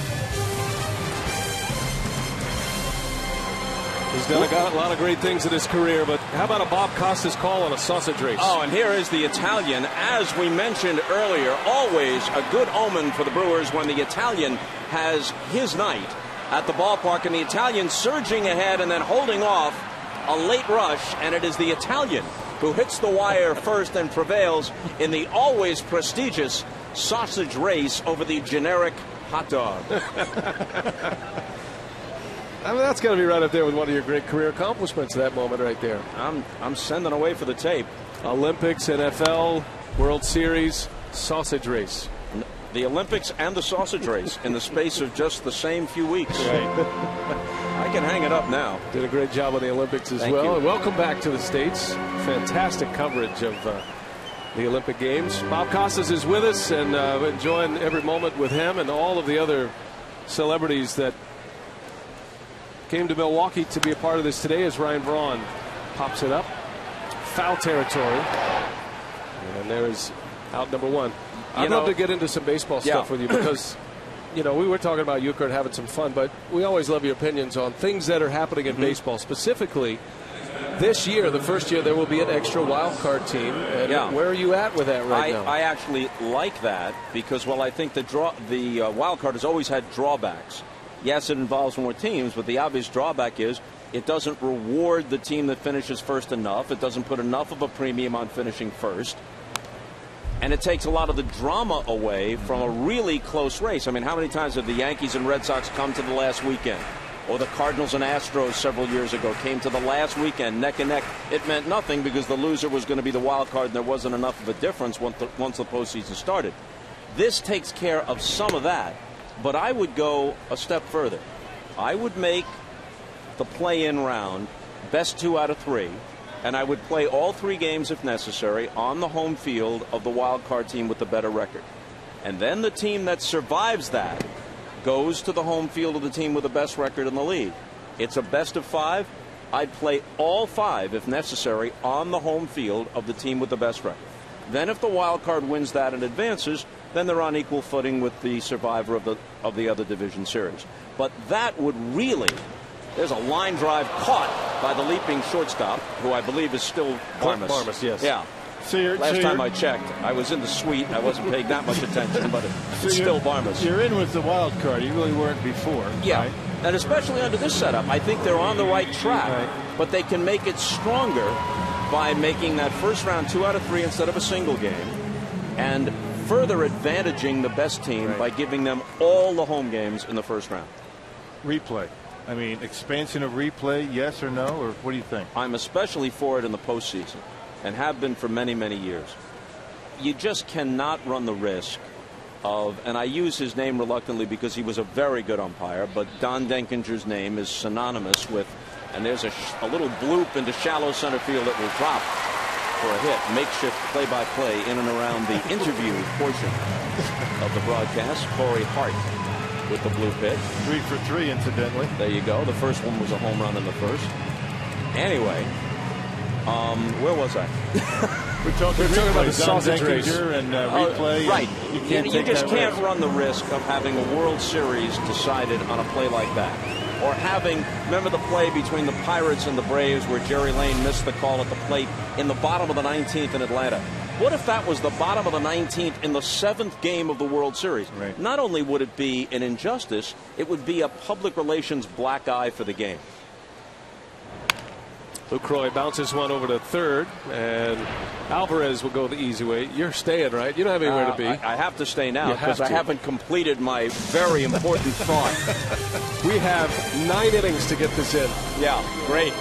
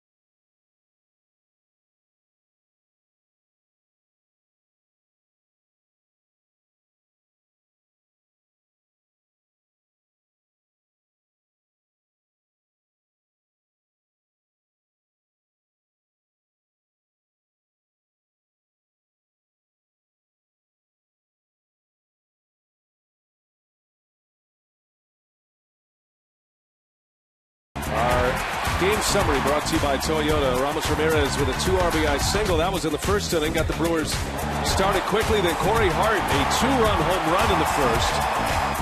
A 4-run first inning for the Brewers. Hart, number 25 on the year. The lone tally for the Pirates. Garrett Jones hit a rocket off the facing of the Lowe's level out in right field. His 22nd home run. Cameron Lowe back on the mound, was able to clean up the 6th inning. Mark Rogers went 5 1/3, and just 1 earned run tonight for Rogers. He's in line for the win. We'll see if the bullpen can take it the rest of the way as we go to the 7th. Clint Barmas leads off. Bob Costas in the booth with us, and we were just getting into a very interesting discussion about replay. We talked about the wild card, but let's carry on the discussion about replay and how you think it could be implemented. Obviously, placing runners can be a challenge when you start to bring in replay. Yeah, you have continuation plays in baseball that wouldn't be like anything else in other sports, and that's going to be a problem. And you might have to say, look, here are reviewable plays, and here are plays that are not reviewable. Or if there are continuation plays, fair or foul, down the line, or a ball trapped or caught, then you're going to have to say in the rules beforehand that this is a matter of umpire judgment. Where to place the runners. Or either that or the umpires are going to have to make their out calls a little bit more differently. Just in the case of a trap, always call them safe so that the play can continue itself. And that's laying a lot on the umpires. Yeah, and the same thing might be true with fair or foul. Right. Exactly. Yeah. Always call it fair and let the play continue, because if it's foul, it's going to be easier to sort it out. And then fans sit there and wait and get bummed out just like they do in the NFL. Except in the postseason, I think that most fans would rather that they get it right, even if it causes a little bit of a delay. And in truth, if you have replay, some of the delay is just going to make up for the time that would have been spent in a futile argument between the manager and the umpires anyway. During the regular season, a game like this might be covered with X number of cameras and replay machines, whereas a network game on a Saturday on Fox or whatever might have much more wherewithal. But when you get to the postseason, every game is a network game. Every game has representatives of the commissioner's office at the game, and every game is too important for you to rationalize, well, the breaks even out over 162. Any play in a postseason game could ultimately decide who the world champion is in one way or another. So that's why I think, even though I value the game's traditions and I think the game should change slowly and carefully, I do think that given the modern era, given the technology we have, you don't want somebody sitting at home in Omaha with 5 different views of a play in high def, and he or she knows that the call was blown and the umpires don't. And did you get, or do you get, an audience with Commissioner Seelig? Because you're just spending all day with him. And I'm pretty sure he wants to hear your opinion about all of these matters, because you bring a lot of information to the table, and I know you've thought through this a great deal. And how would you see this going forward? Do you like an umpire up in the sky, an eye in the sky, a 5th umpire? How do you see it playing out? I think, well, in the postseason, it'd be a 7th umpire. And almost by definition, if you have 6 umpires in the postseason, you're saying, and baseball has said for years and years, these games are different than regular season games. So there'd be no problem in my mind with having a 7th umpire and or representative of the commissioner's office there. And then you'd have to decide, does the replay umpire, is he the person who says we're going to review this, or do you have a certain number of challenges per game? They could work those things out, and there are various points of view on that. But I do believe that you have to use it judiciously, but you do have to use it in the postseason. I agree, and it's going to be interesting this year because there is a new element of replay involved this year. And today, even going on at Yankee Stadium or at Citi Field in New York, as Sanchez drills one down the left field line, that's going to go to the wall, and that'll be an extra base hit for Gabby Sanchez. But there is new technology in New York that they're trying right now to monitor balls down the line or traps, and we'll see if this technology will allow baseball to take this next step. And I think Rock makes a good point, though. You don't want to slow the game down. And so, or take the human element out to the point where it feels like the game's become computerized. Like like in tennis, they have the in and out thing. I guess I don't know. I don't follow tennis, but They have that electric eye, apparently. Right. And but it's easier to do that because you've got a fixed space. Right. You know, Right. the calls are less complex than the potential calls in baseball. Right. Did you just dive into some tennis analysis He right did. there? Well, somebody told me about the electric eye. I don't play tennis. Is that Bill Schroeder doing Bud Collins for a minute? Without the outrageous pants and the fuchsia sweater. Yeah. Let me ask you this question now. Let's switch gears. I know that you and Brian agree on the replay. Me not so much, but the years of the pitcher. We have 7 no-hitters. We got 3 perfect games. Any idea in your mind why we're seeing all this? You know, as far as the no-hitters and perfect games, those seem almost coincidental or fluky, but the overall trend toward better pitching, you know, I think you've got a whole generation of big, hard throwers. You know, it used to be anybody that hit 90 was eye-popping. Mm-hmm. Now we see a guy as an average fastball if he throws 90, 91. Plus, you've got a whole battalion of these guys. It's going to produce a run. And the second out. You got a whole battalion of these guys coming out of almost every bullpen. Fresh arms coming on in the 6th, 7th, 8th inning. And even good hitters are facing fresh arms constantly and guys who throw very, very hard. And then, while certainly performance-enhancing drugs are not out of the game, despite recent developments, the incidence of the use of performance-enhancing drugs has been dramatically reduced, and those that are used are not as performance-enhancing as those of a decade ago when it was the Wild West and there was no drug testing. Mm-hmm. Guys were not using testosterone with low-dose HGH, which will help you, but it's not going to help you like Winstrol or stanozolol or decadurabolin where your head is about to explode. You know, you're not seeing guys getting Sammy Sosa, Mark McGwire, Barry Bonds type boosts. Mm-hmm. They're fiddling at the edges, and they shouldn't be, and they're catching some of them and not catching others. But the degree of performance enhancement is reduced. The thing that amazes me about the pitching, and you're right about the arms, and everybody's got mid-90s or 93 to 96, but a little bit of that is neutralized in my mind as you watch games. The strike zone is about the size of a coffee can, and it should be. You know, I thought for a while we were moving toward the old rule book definition of the strike zone, and there are many good reasons for that. One of which is pace of games. Right. You know, if pitchers could get ahead in the count, the game would just move more quickly. As we sit here in the 7th inning at 10 o'clock. And we're moving up on 3 hours, right? Yes, we are. You know, baseball, we all love baseball. Baseball's supposed to have a leisurely pace. It's not supposed to have a lethargic pace. Jose Tabata at the plate for the Pirates, 2 outs, and he fouls it away. MLB Network picked up a postseason game. They picked up a couple of postseason games. Will you be on? Yeah, Matt Vasgersian will do one on October 7th when I'm doing football for NBC. All right. And then Jim Cott and I will do one on Wednesday, October 10th. Great. It'll be great to hear you doing the postseason again. Mm-hmm. You'll probably be working someplace else yourself and won't hear it at all. You'll probably be taking one of my games away. That's okay. As Tabata strikes out. Hey, Bob, great job today all the way around. You did a fantastic job with the ceremony. Thanks. It's always a joy to visit with you. Thank you, Bob. Thanks for coming by. Good to see you guys. Great Bob Costas, the legend, lives here in Milwaukee.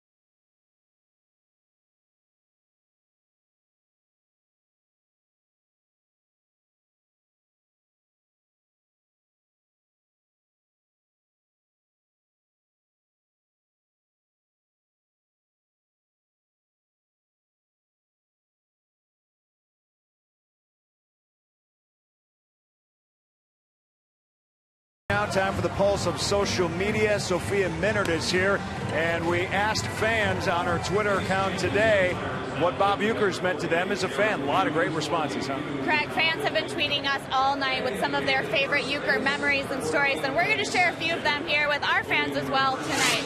Badger tweeted us saying Bob Uker is the voice of a generation of baseball fans, a true legend. KP said, I remember growing up going to County Stadium with my Walkman and listening to Uker. Congrats to you, Bob, Mr. Baseball. Brew Crew tweeted saying, Uker is the one who helped me fall in love with the game of baseball and the Brewers. Makes me smile and laugh. Tomps, I think, speaks for a lot of fans saying, no one will ever replace Mr. Baseball calling Brewers games.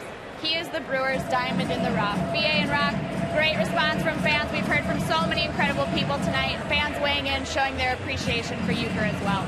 Definitely, and we appreciate that, Sophia. And I know you've been tracking a lot of that, a lot of the comments, and they're coming in by the thousands. And that's just a sampling of what we've heard today on social media at FS Wisconsin. And the beauty of Twitter and Facebook and social media, we're able to put those on the air, get your instant reaction.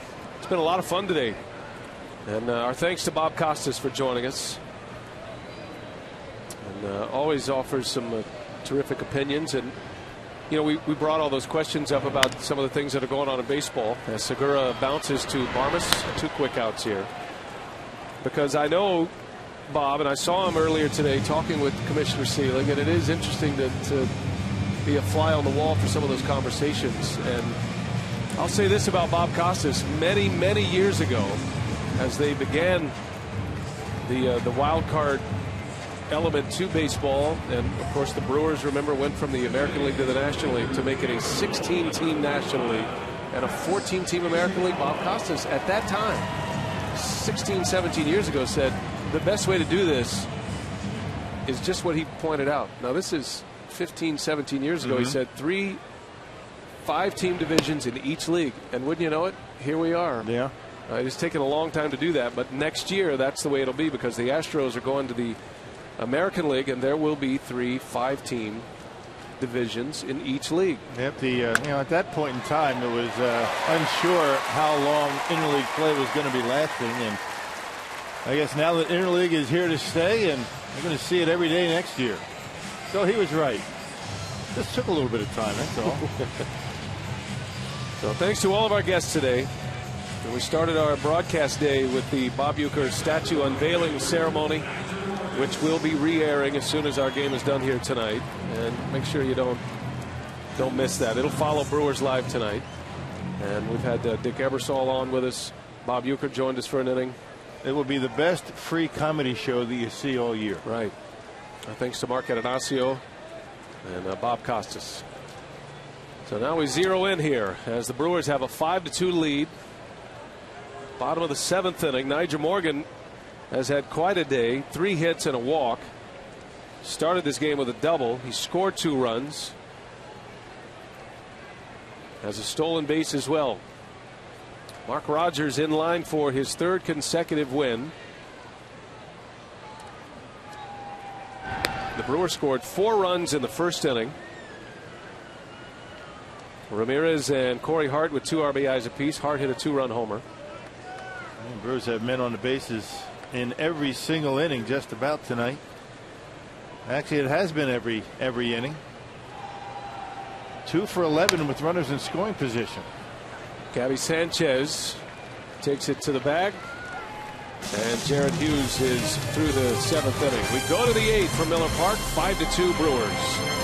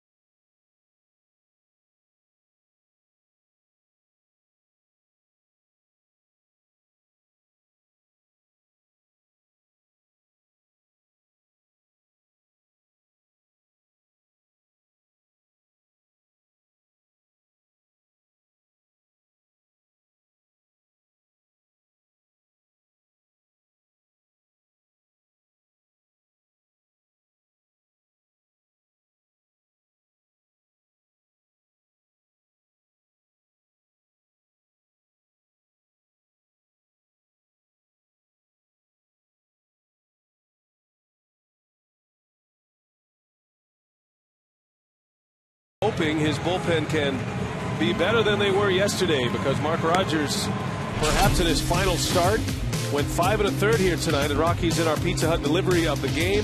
Certainly showed himself very well this season. After a burst in AAA to get himself to the big leagues, he carried it forward at the major league level. It's one thing, everybody knew that Rogers had the big fastball, 94 to 97 miles an hour. But what has been impressive about Rogers since he's come up, particularly in his last 3 starts, his ability to command his breaking pitches, the curveball, the slider, both of them very good complements to that big fastball. Jim Henderson will come on to pitch now as we go to the 8th. Looks like Reinicke's going to go with a Henderson-Axford combination to try to finish this one out. The Pirates with a 3-run deficit here as the Brewers scored 4 in the first, added 1 in the second. Pirates got single tallies in the 4th and the 7th. Henderson was the closer in AAA with the Nashville Sounds. Had 15 saves down there. And at 29 years of age and 10 years in the minor leagues, he earned a promotion to the big leagues.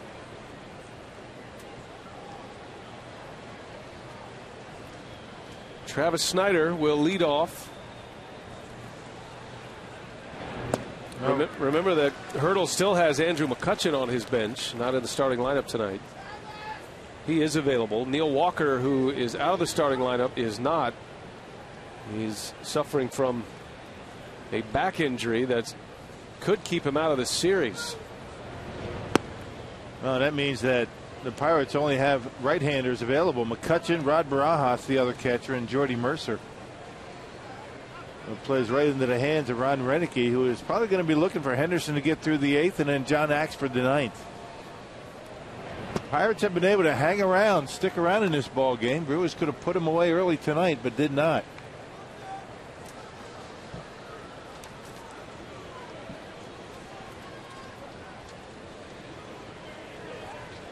Two balls and a strike. Henderson against Snyder. He'll be followed by Garrett Jones and then Pedro Alvarez. 3, 4, and 5 in this Pittsburgh batting order. The Pirates are playing for their postseason lives here the rest of the way. They are right in the mix in the wild card race. They're 9 games back of the Cardinals to start play today.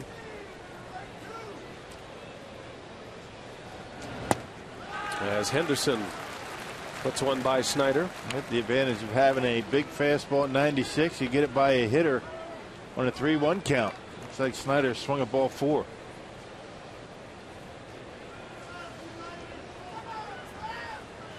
Pittsburgh started the day a half game back in the wild card race to the Cardinals.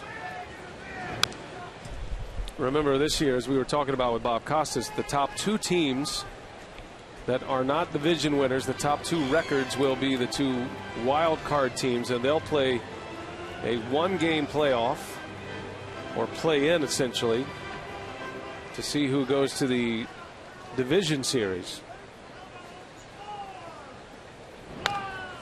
Right now the Braves lead the wild card race. They have a 3-game cushion over the Cardinals, 3.5 over the Pirates. St. Louis was in Washington today, and believe it or not, the Cardinals were shut out again. The 3rd time they've been shut out in the last 4 games. 10-0. Nationals beat them. Gio Gonzalez beat Adam Wainwright. There's a called strike 3 as Henderson rings up Snyder.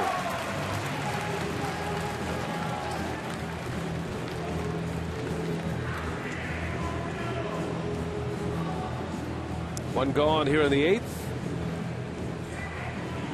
Garrett Jones coming up for Pittsburgh. Our text question tonight, courtesy of Ho Chunk Gaming. Tony in Delafield wants to know, who else do you think should be honored with a statue? My vote for Bill Schroeder is in. It could be a little top heavy, though. They might have to. Is that right? Anchor that down at the base. I think 4 statues is enough.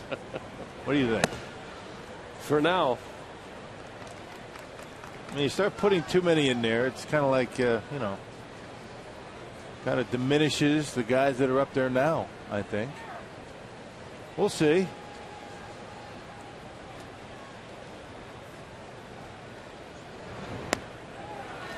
Garrett Jones a swing and a miss. By the way, I want to tell you, you're kind of giving me a hard time about the stats. I just want to tell you, you're doing a good job tonight with the Tim McClellan strike call. I think maybe all the guests have, kind of taken away from total attention, but you haven't really messed up yet. Oh, it's coming. Don't put that on me. Fly ball to left, and Braun is there for out number 2. He's gotten me a couple of times. There's a couple of times tonight where I was wondering where that pitch was and ended up ringing him up. Every hitter had his moment against certain pitchers. I mean, there were certain pitchers you didn't want to face, right? Right. And every play-by-play guy has his umpire. And mine's Tim McClellan. Real good umpire. Very good umpire. And tough to really distinguish between a strike and a ball sometimes with Tim back there. He lets the catcher, the batter, the pitcher, they can all hear his call. He doesn't really move much when he calls a strike, and it's a little bit delayed.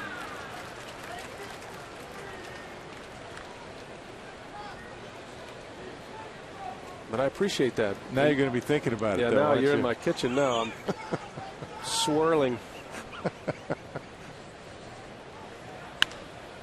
Alvarez lines one to left, a base hit. He's had a good night tonight. 2 hits and a walk. And the Pirates with a 2-out base runner against Henderson here in the 8th.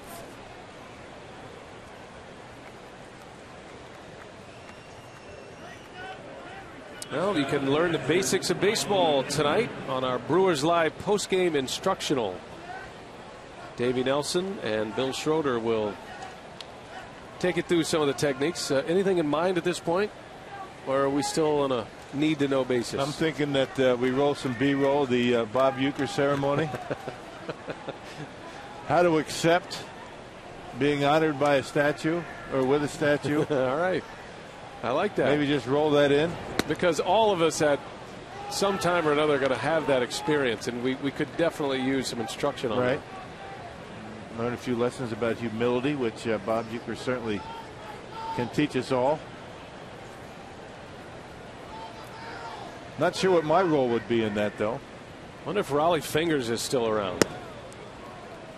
We can have him tell us how he does his mustache. Yeah. Right? I think he's still here. He's leaving tomorrow. I talked to him on the field.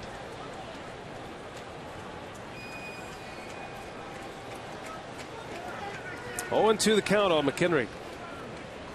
Got a runner at first. Jim Henderson trying to put up a 0 in the 8th. 5-2 Milwaukee. And down he goes. McHenry chased one 97-mile-an-hour fastball. He went up the ladder. 2 Ks in the inning, a 0 in the 8th for Jim Henderson.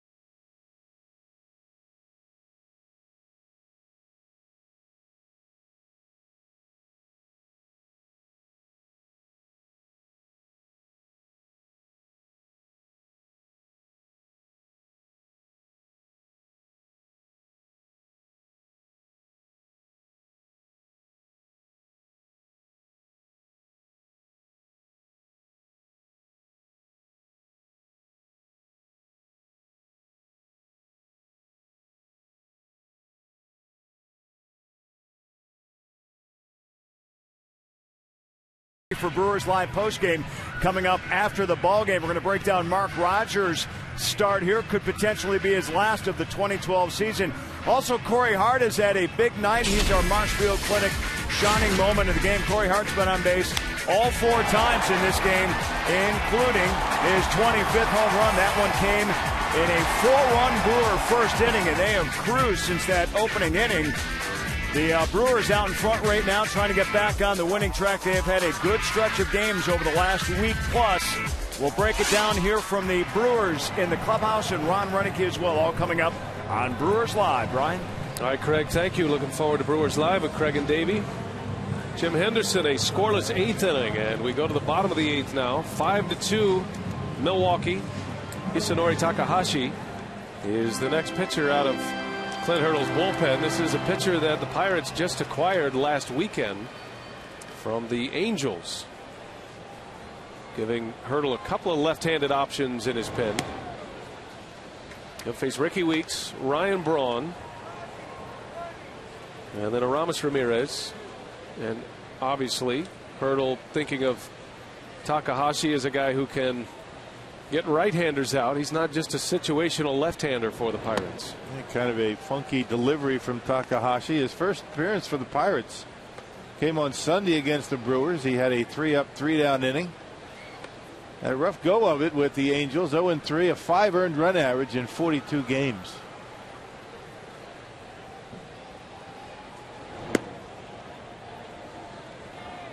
Two balls and a strike on Weeks.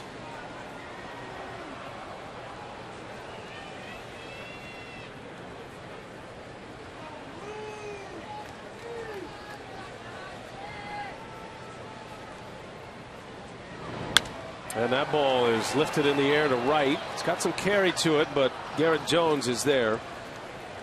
And the first out here in the 8th inning. Miller Lite, what's on tap? The Brewers and the Pirates tomorrow. Right back here on FS Wisconsin. 5:30 is airtime for Brewers Live. Sunday is a day game.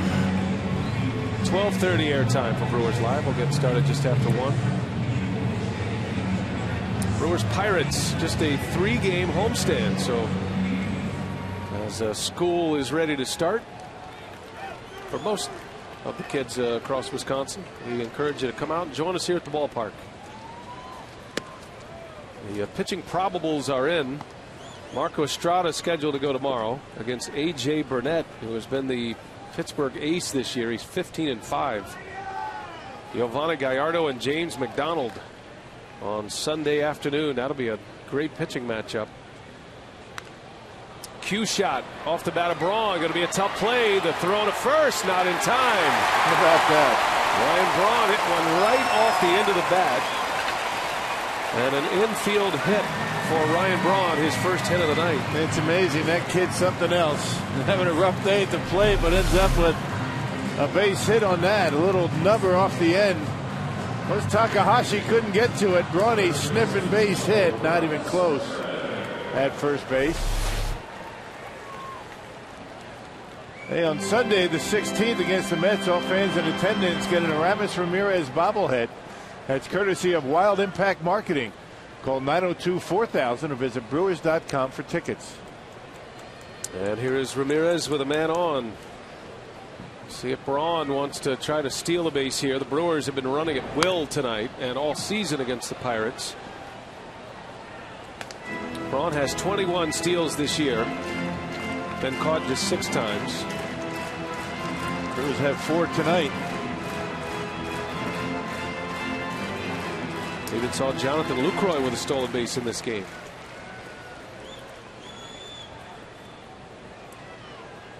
The former Pirate Aramis Ramirez. He had a huge series against Pittsburgh. Had 6 hits in the 3 games, and are they going to call a balk? Yep. I guess Tim McClellan is saying that somebody called timeout. That there was a timeout granted. So the crew chief overruled. First base umpire Marvin Hudson.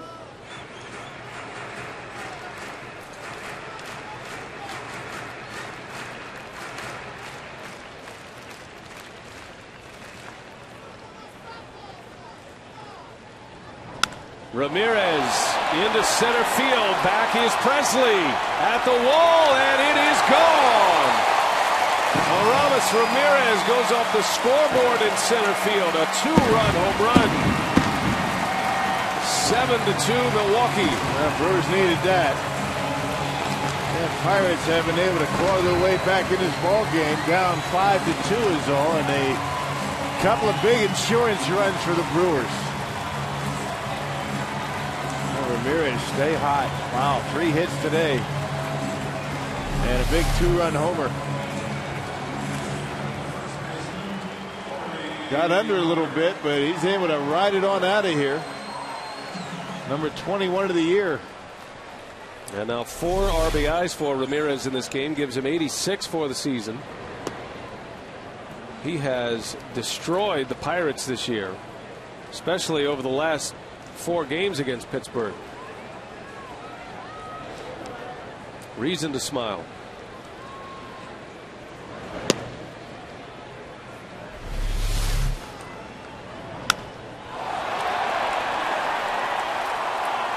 I think he backlegged that one. What do you think? That's the epitome of backlegging one. And it hit the bottom of the Giants scoreboard out there under the Miller Lite sign. So Ramirez with 21 home runs, 86 RBIs, 3 hits tonight. As Corey Hart swings and misses. And when you lean back and you pivot on that back leg, that's what they call backlegging one. Watch the way he's leaning back. He's got an angle back toward the umpire, and the definition of the back leg right there. Hart strikes out for out number 2. First time Hart has been retired tonight.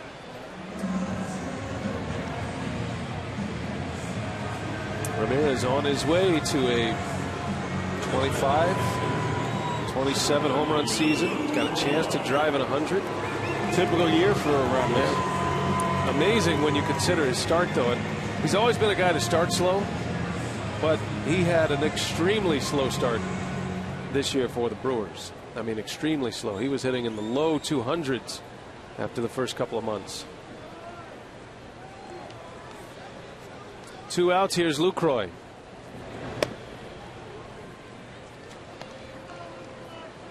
Cincinnati won tonight. The division leaders, the Reds, won 9-3. Best record in baseball. Cincinnati is 19 games over 500 right now.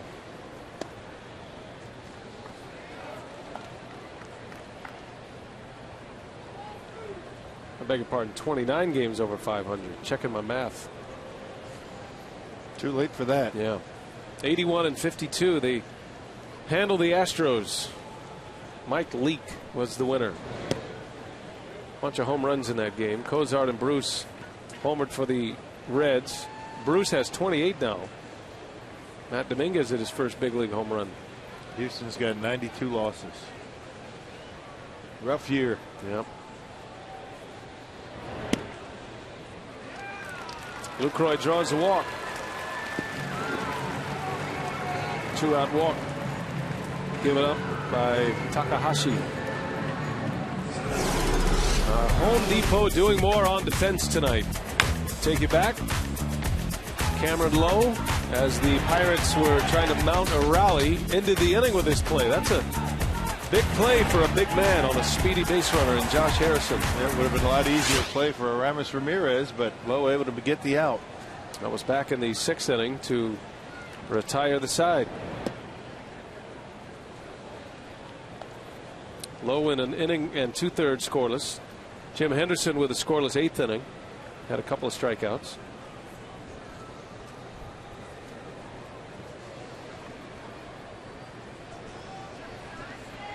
Carlos Gomez lifts one in the air left center. He thinks he's got it. That is back, and it is off the top of the wall. Lucroy racing around third. He'll score. That one didn't miss by much. Wow. Gomez thought he hit it out. So did I. And it hits the top of the wall for an RBI double. It is 8-2 Brewers. right off the corner of that yellow line out there in left center. You're right. I mean, hanging slider at Gomez. You see the bat flip. He thinks he has it. And had Gomez been running hard, he would have made it to third base. That's a home run trot right there. Let's see where it hits. Yeah, right off the top of the wall. Snyder was there. And actually, that's a tough play, but misjudged it a little bit. He thought it was out, too. That's why he didn't really get to the wall. Segura with a base hit. And here comes Gomez. He's going to try to score.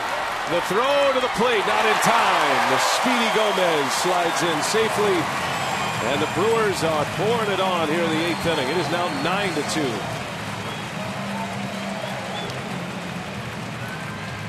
Everybody getting in the hit parade now. Everybody in the starting lineup with at least a base hit tonight. You can see that Tabata had that baseball well before Gomez was at third base, but not much of a throwing arm. Actually, Snyder now out in left field. 4 more runs are in for the Brewers. They scored 4 in the first inning. This offense is relentless right now. Giving Gomez a hard time with the home run trot that was not a home run. And what's interesting is Gomez's home run trots are as fast as anyone in the league. When he hits a home run, he sprints around the bases. But he picked the wrong time to watch, but he is able to score on a base hit. And all is forgotten.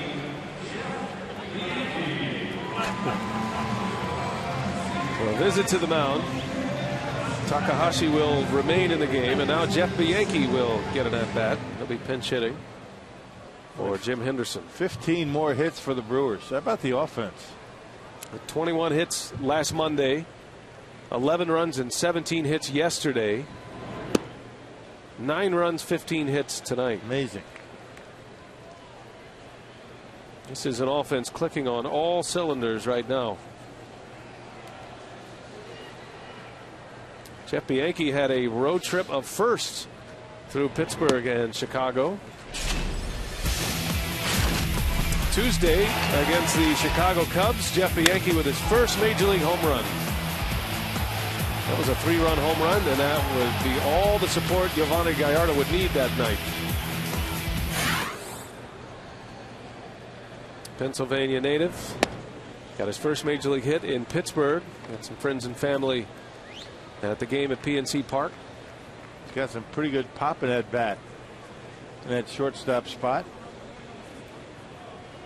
Cody Ransom was claimed on waivers today by the Diamondbacks, so that means Segura and Bianchi are going to get most of the playing time the rest of the season.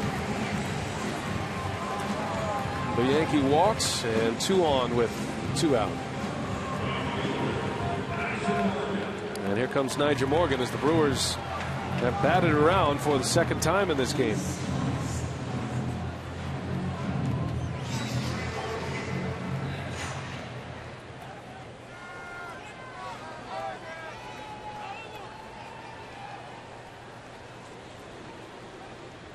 Morgan with 3 hits and a walk.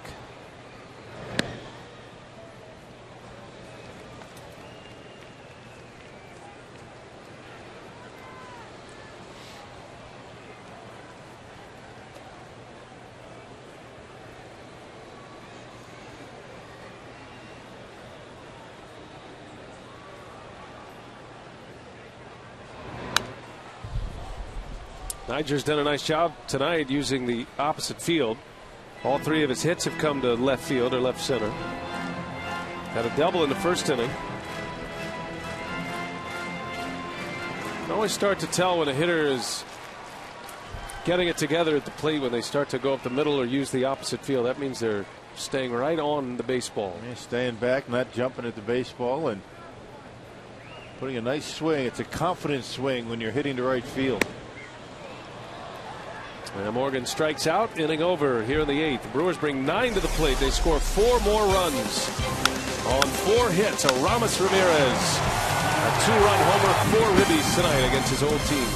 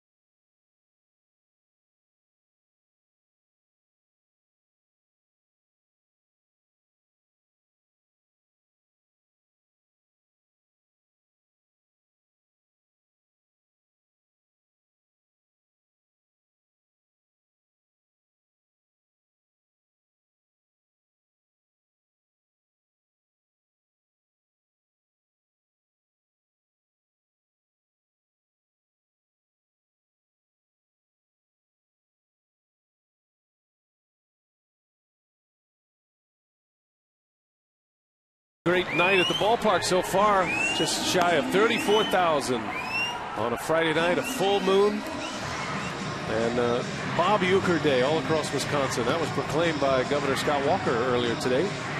Don't forget, Brewers Live coming up after our game, and then after Brewers Live is the re-air of the Bob Uker statue unveiling ceremony, and you don't want to miss it. It's a great guest, Bob Costas, the master of ceremonies. Speeches from Dick Ebersol and Mark Attanasio. Bob Uker gave a memorable speech as well. Got a little choked up at the end of his time. And maybe the one that everybody always looks forward to when Hank Aaron speaks. And Hank was short, sweet, and it was outstanding. Yeah. Commissioner Bud Selig, nice talk again. So that's coming up after Brewers Live here tonight. Jose Veras trying to cap it off. 9-2 Brewers, as they've scored 4 runs in the 8th. Had 2 big innings tonight, a 4-run first and a 4-run 8th inning. 9 runs on 15 hits for Milwaukee, as Josh Harrison will lead off. Give credit to the Brewers bullpen tonight. Mark Rogers started, went 5 1/3. He pitched well. Cameron Lowe came in for him in the 6th inning. Got the last 2 outs. He pitched a scoreless 7th, did Lowe. And then Jim Henderson a scoreless 8th.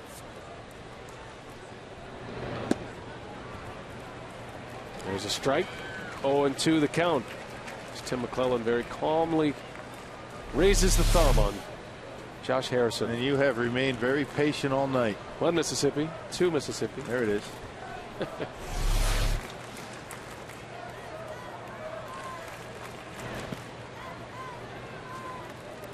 Going to be hard to top this one here today, partner. Yeah, it was a good day. Good way to come back from a road trip and see a lot of friendly faces. Some celebrities around the ballpark. We're able to talk to just about every one of them. And hopefully in 3 more outs, the Brewers win. Brewers have to win on Bob Uker Day. Absolutely. Saw Doc Severinsen. He joined us on the broadcast tonight. Had his band here. Doc Severinsen was reminiscing about a story from Uker's playing days when he was catching for the Chicago Cubs. He had the story right. The facts were just wrong, as Harrison singles to right. Now, you know what? When I'm 85, I'll be glad to be able to get that much of the story out. Yeah. I mean, hats off to him. Still going strong. We heard from Vin Scully tonight. He sent a pre-taped message in. Marty Brenneman, Tim McCarver, Bert Blyleven. And thanks to our great crew. Our producer tonight, Michael Vetter. Director Kevin Shank. Working overtime today. A lot going on early on today.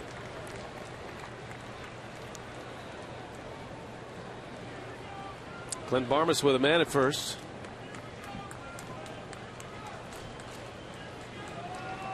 Brewers and Pirates back at it tomorrow. Marco Estrada for the Brew Crew, A.J. Burnett for the Pirates.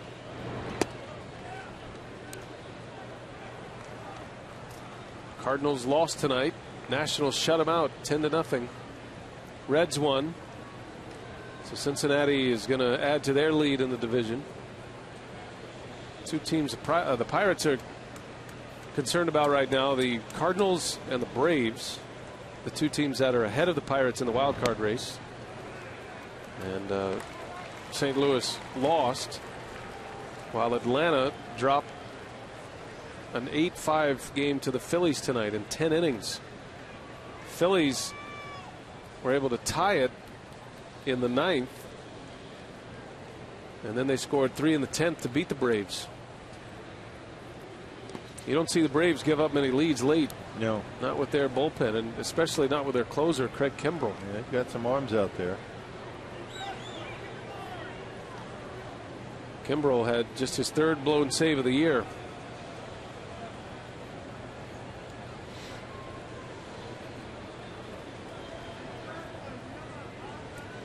Giants beat the Cubs earlier, or check out, the Cubs beat the Giants earlier today.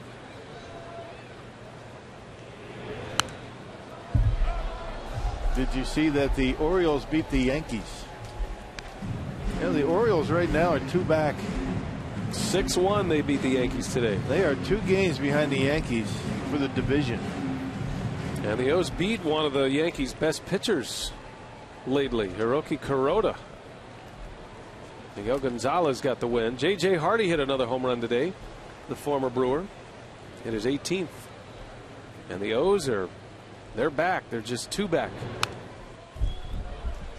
On July 18th, the Orioles were 10 games behind the Yankees. Now they're 2 back after winning tonight at Yankee Stadium.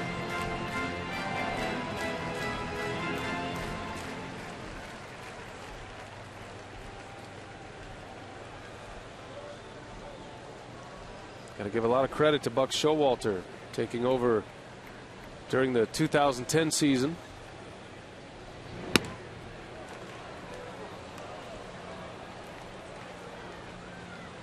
So with the Cubs beating the Giants tonight, the Dodgers have a chance to gain a little ground on the division leading Giants.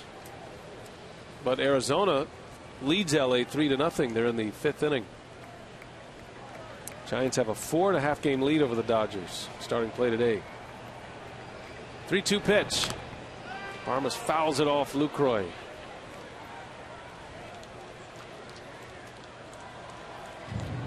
And just continues to pound the curveball. 3-2 curveball. Watch Lucroy's bare hand.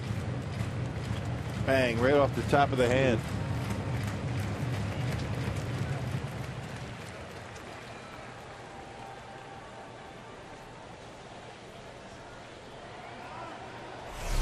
That doesn't feel good. It's going to leave a mark.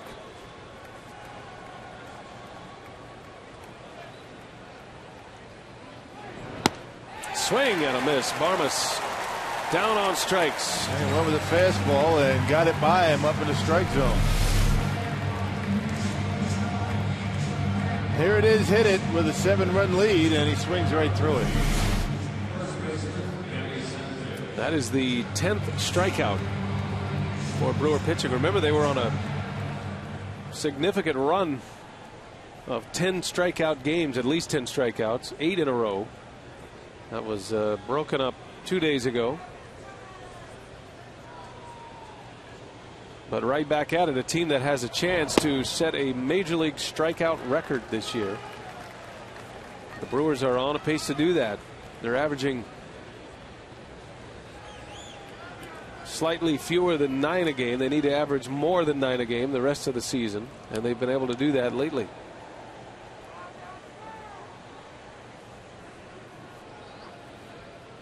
Mark Rogers struck out 5, Lowe and Henderson 2 apiece.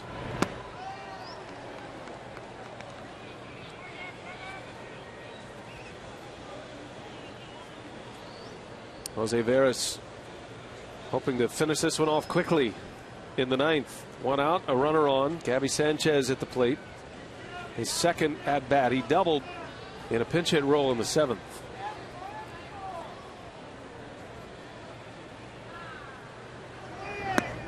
There's that big curveball, misses low. And a good late break on it. Was able to throw it for strikes. That's what makes Veras good. When he's not able to throw that curveball for strikes, he struggles. I'd say that about a lot of pitchers.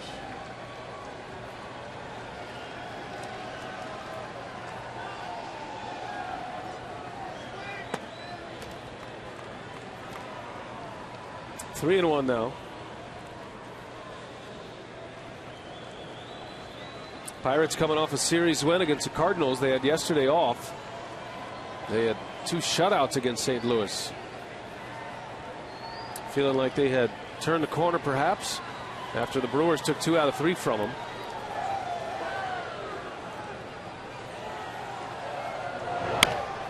Bouncer to third. Ramirez goes to first. Sanchez retired. There's out number 2. And the Pirates down to their last out here tonight.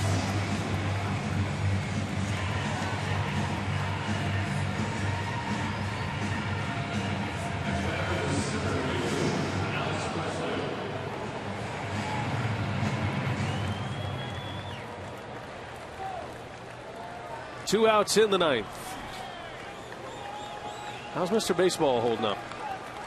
Bob's back. Bob Costas is. He's on a roll. We are getting some serious mileage out of Bob Costas tonight.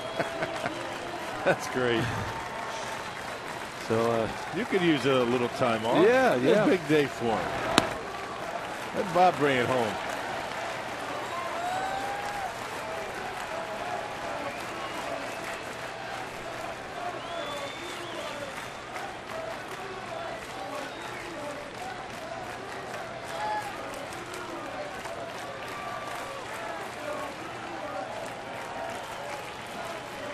Alex Presley with a runner at second base.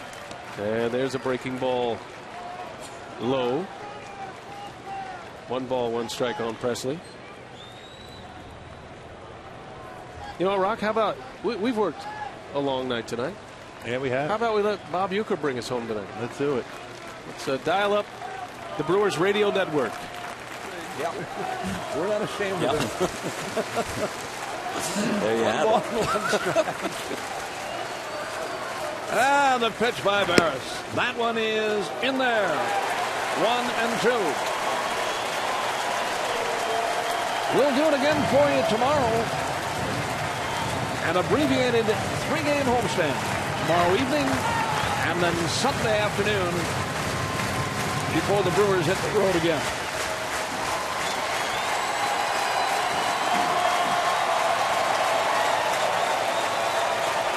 Jose Barris in his 55th game of the year.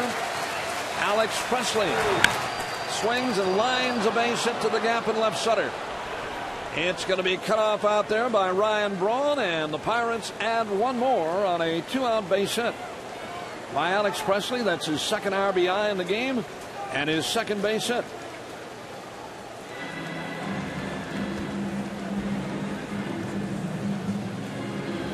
Two down. Brewers lead is now 9-3. That's the 9th base hit for the Pirates.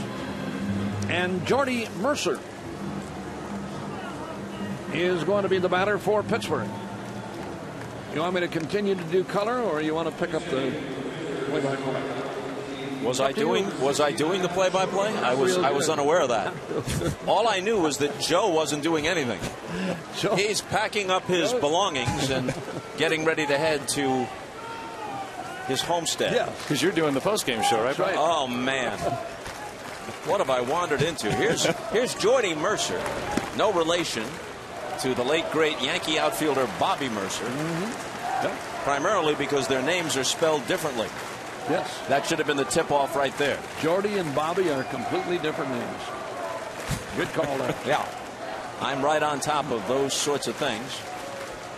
Presley leads away from first, not being held on. His base hit made it 9-3.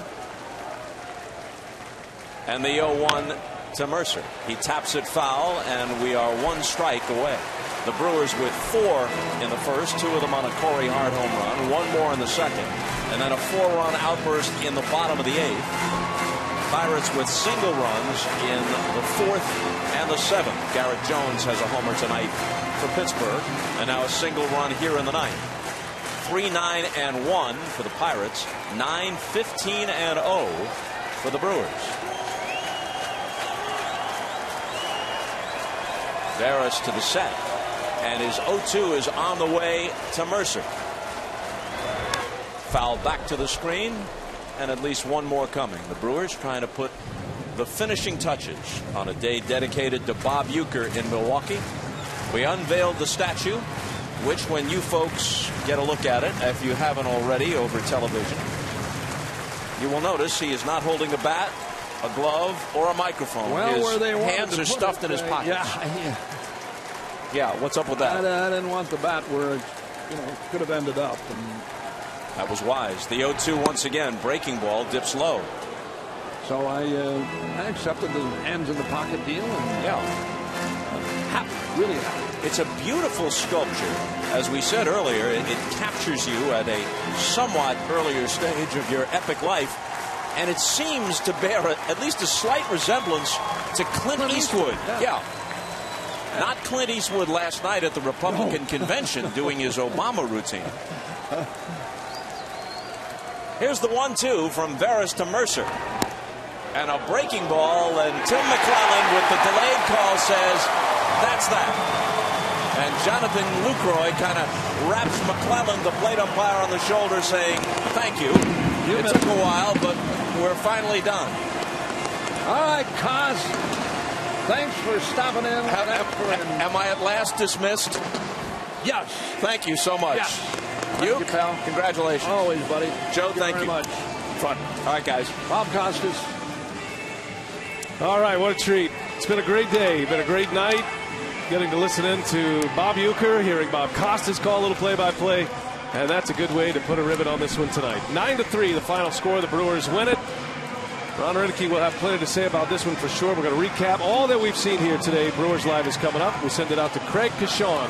What do you have coming up, Craig? I thought maybe we could convince you to come down for an instructional. Wouldn't that be fun? He'd love doing that. 9-3, Brewers top the Pirates here tonight. What a day, and it all started with Bob Uker and ended with Bob Uker. We have more coming up next.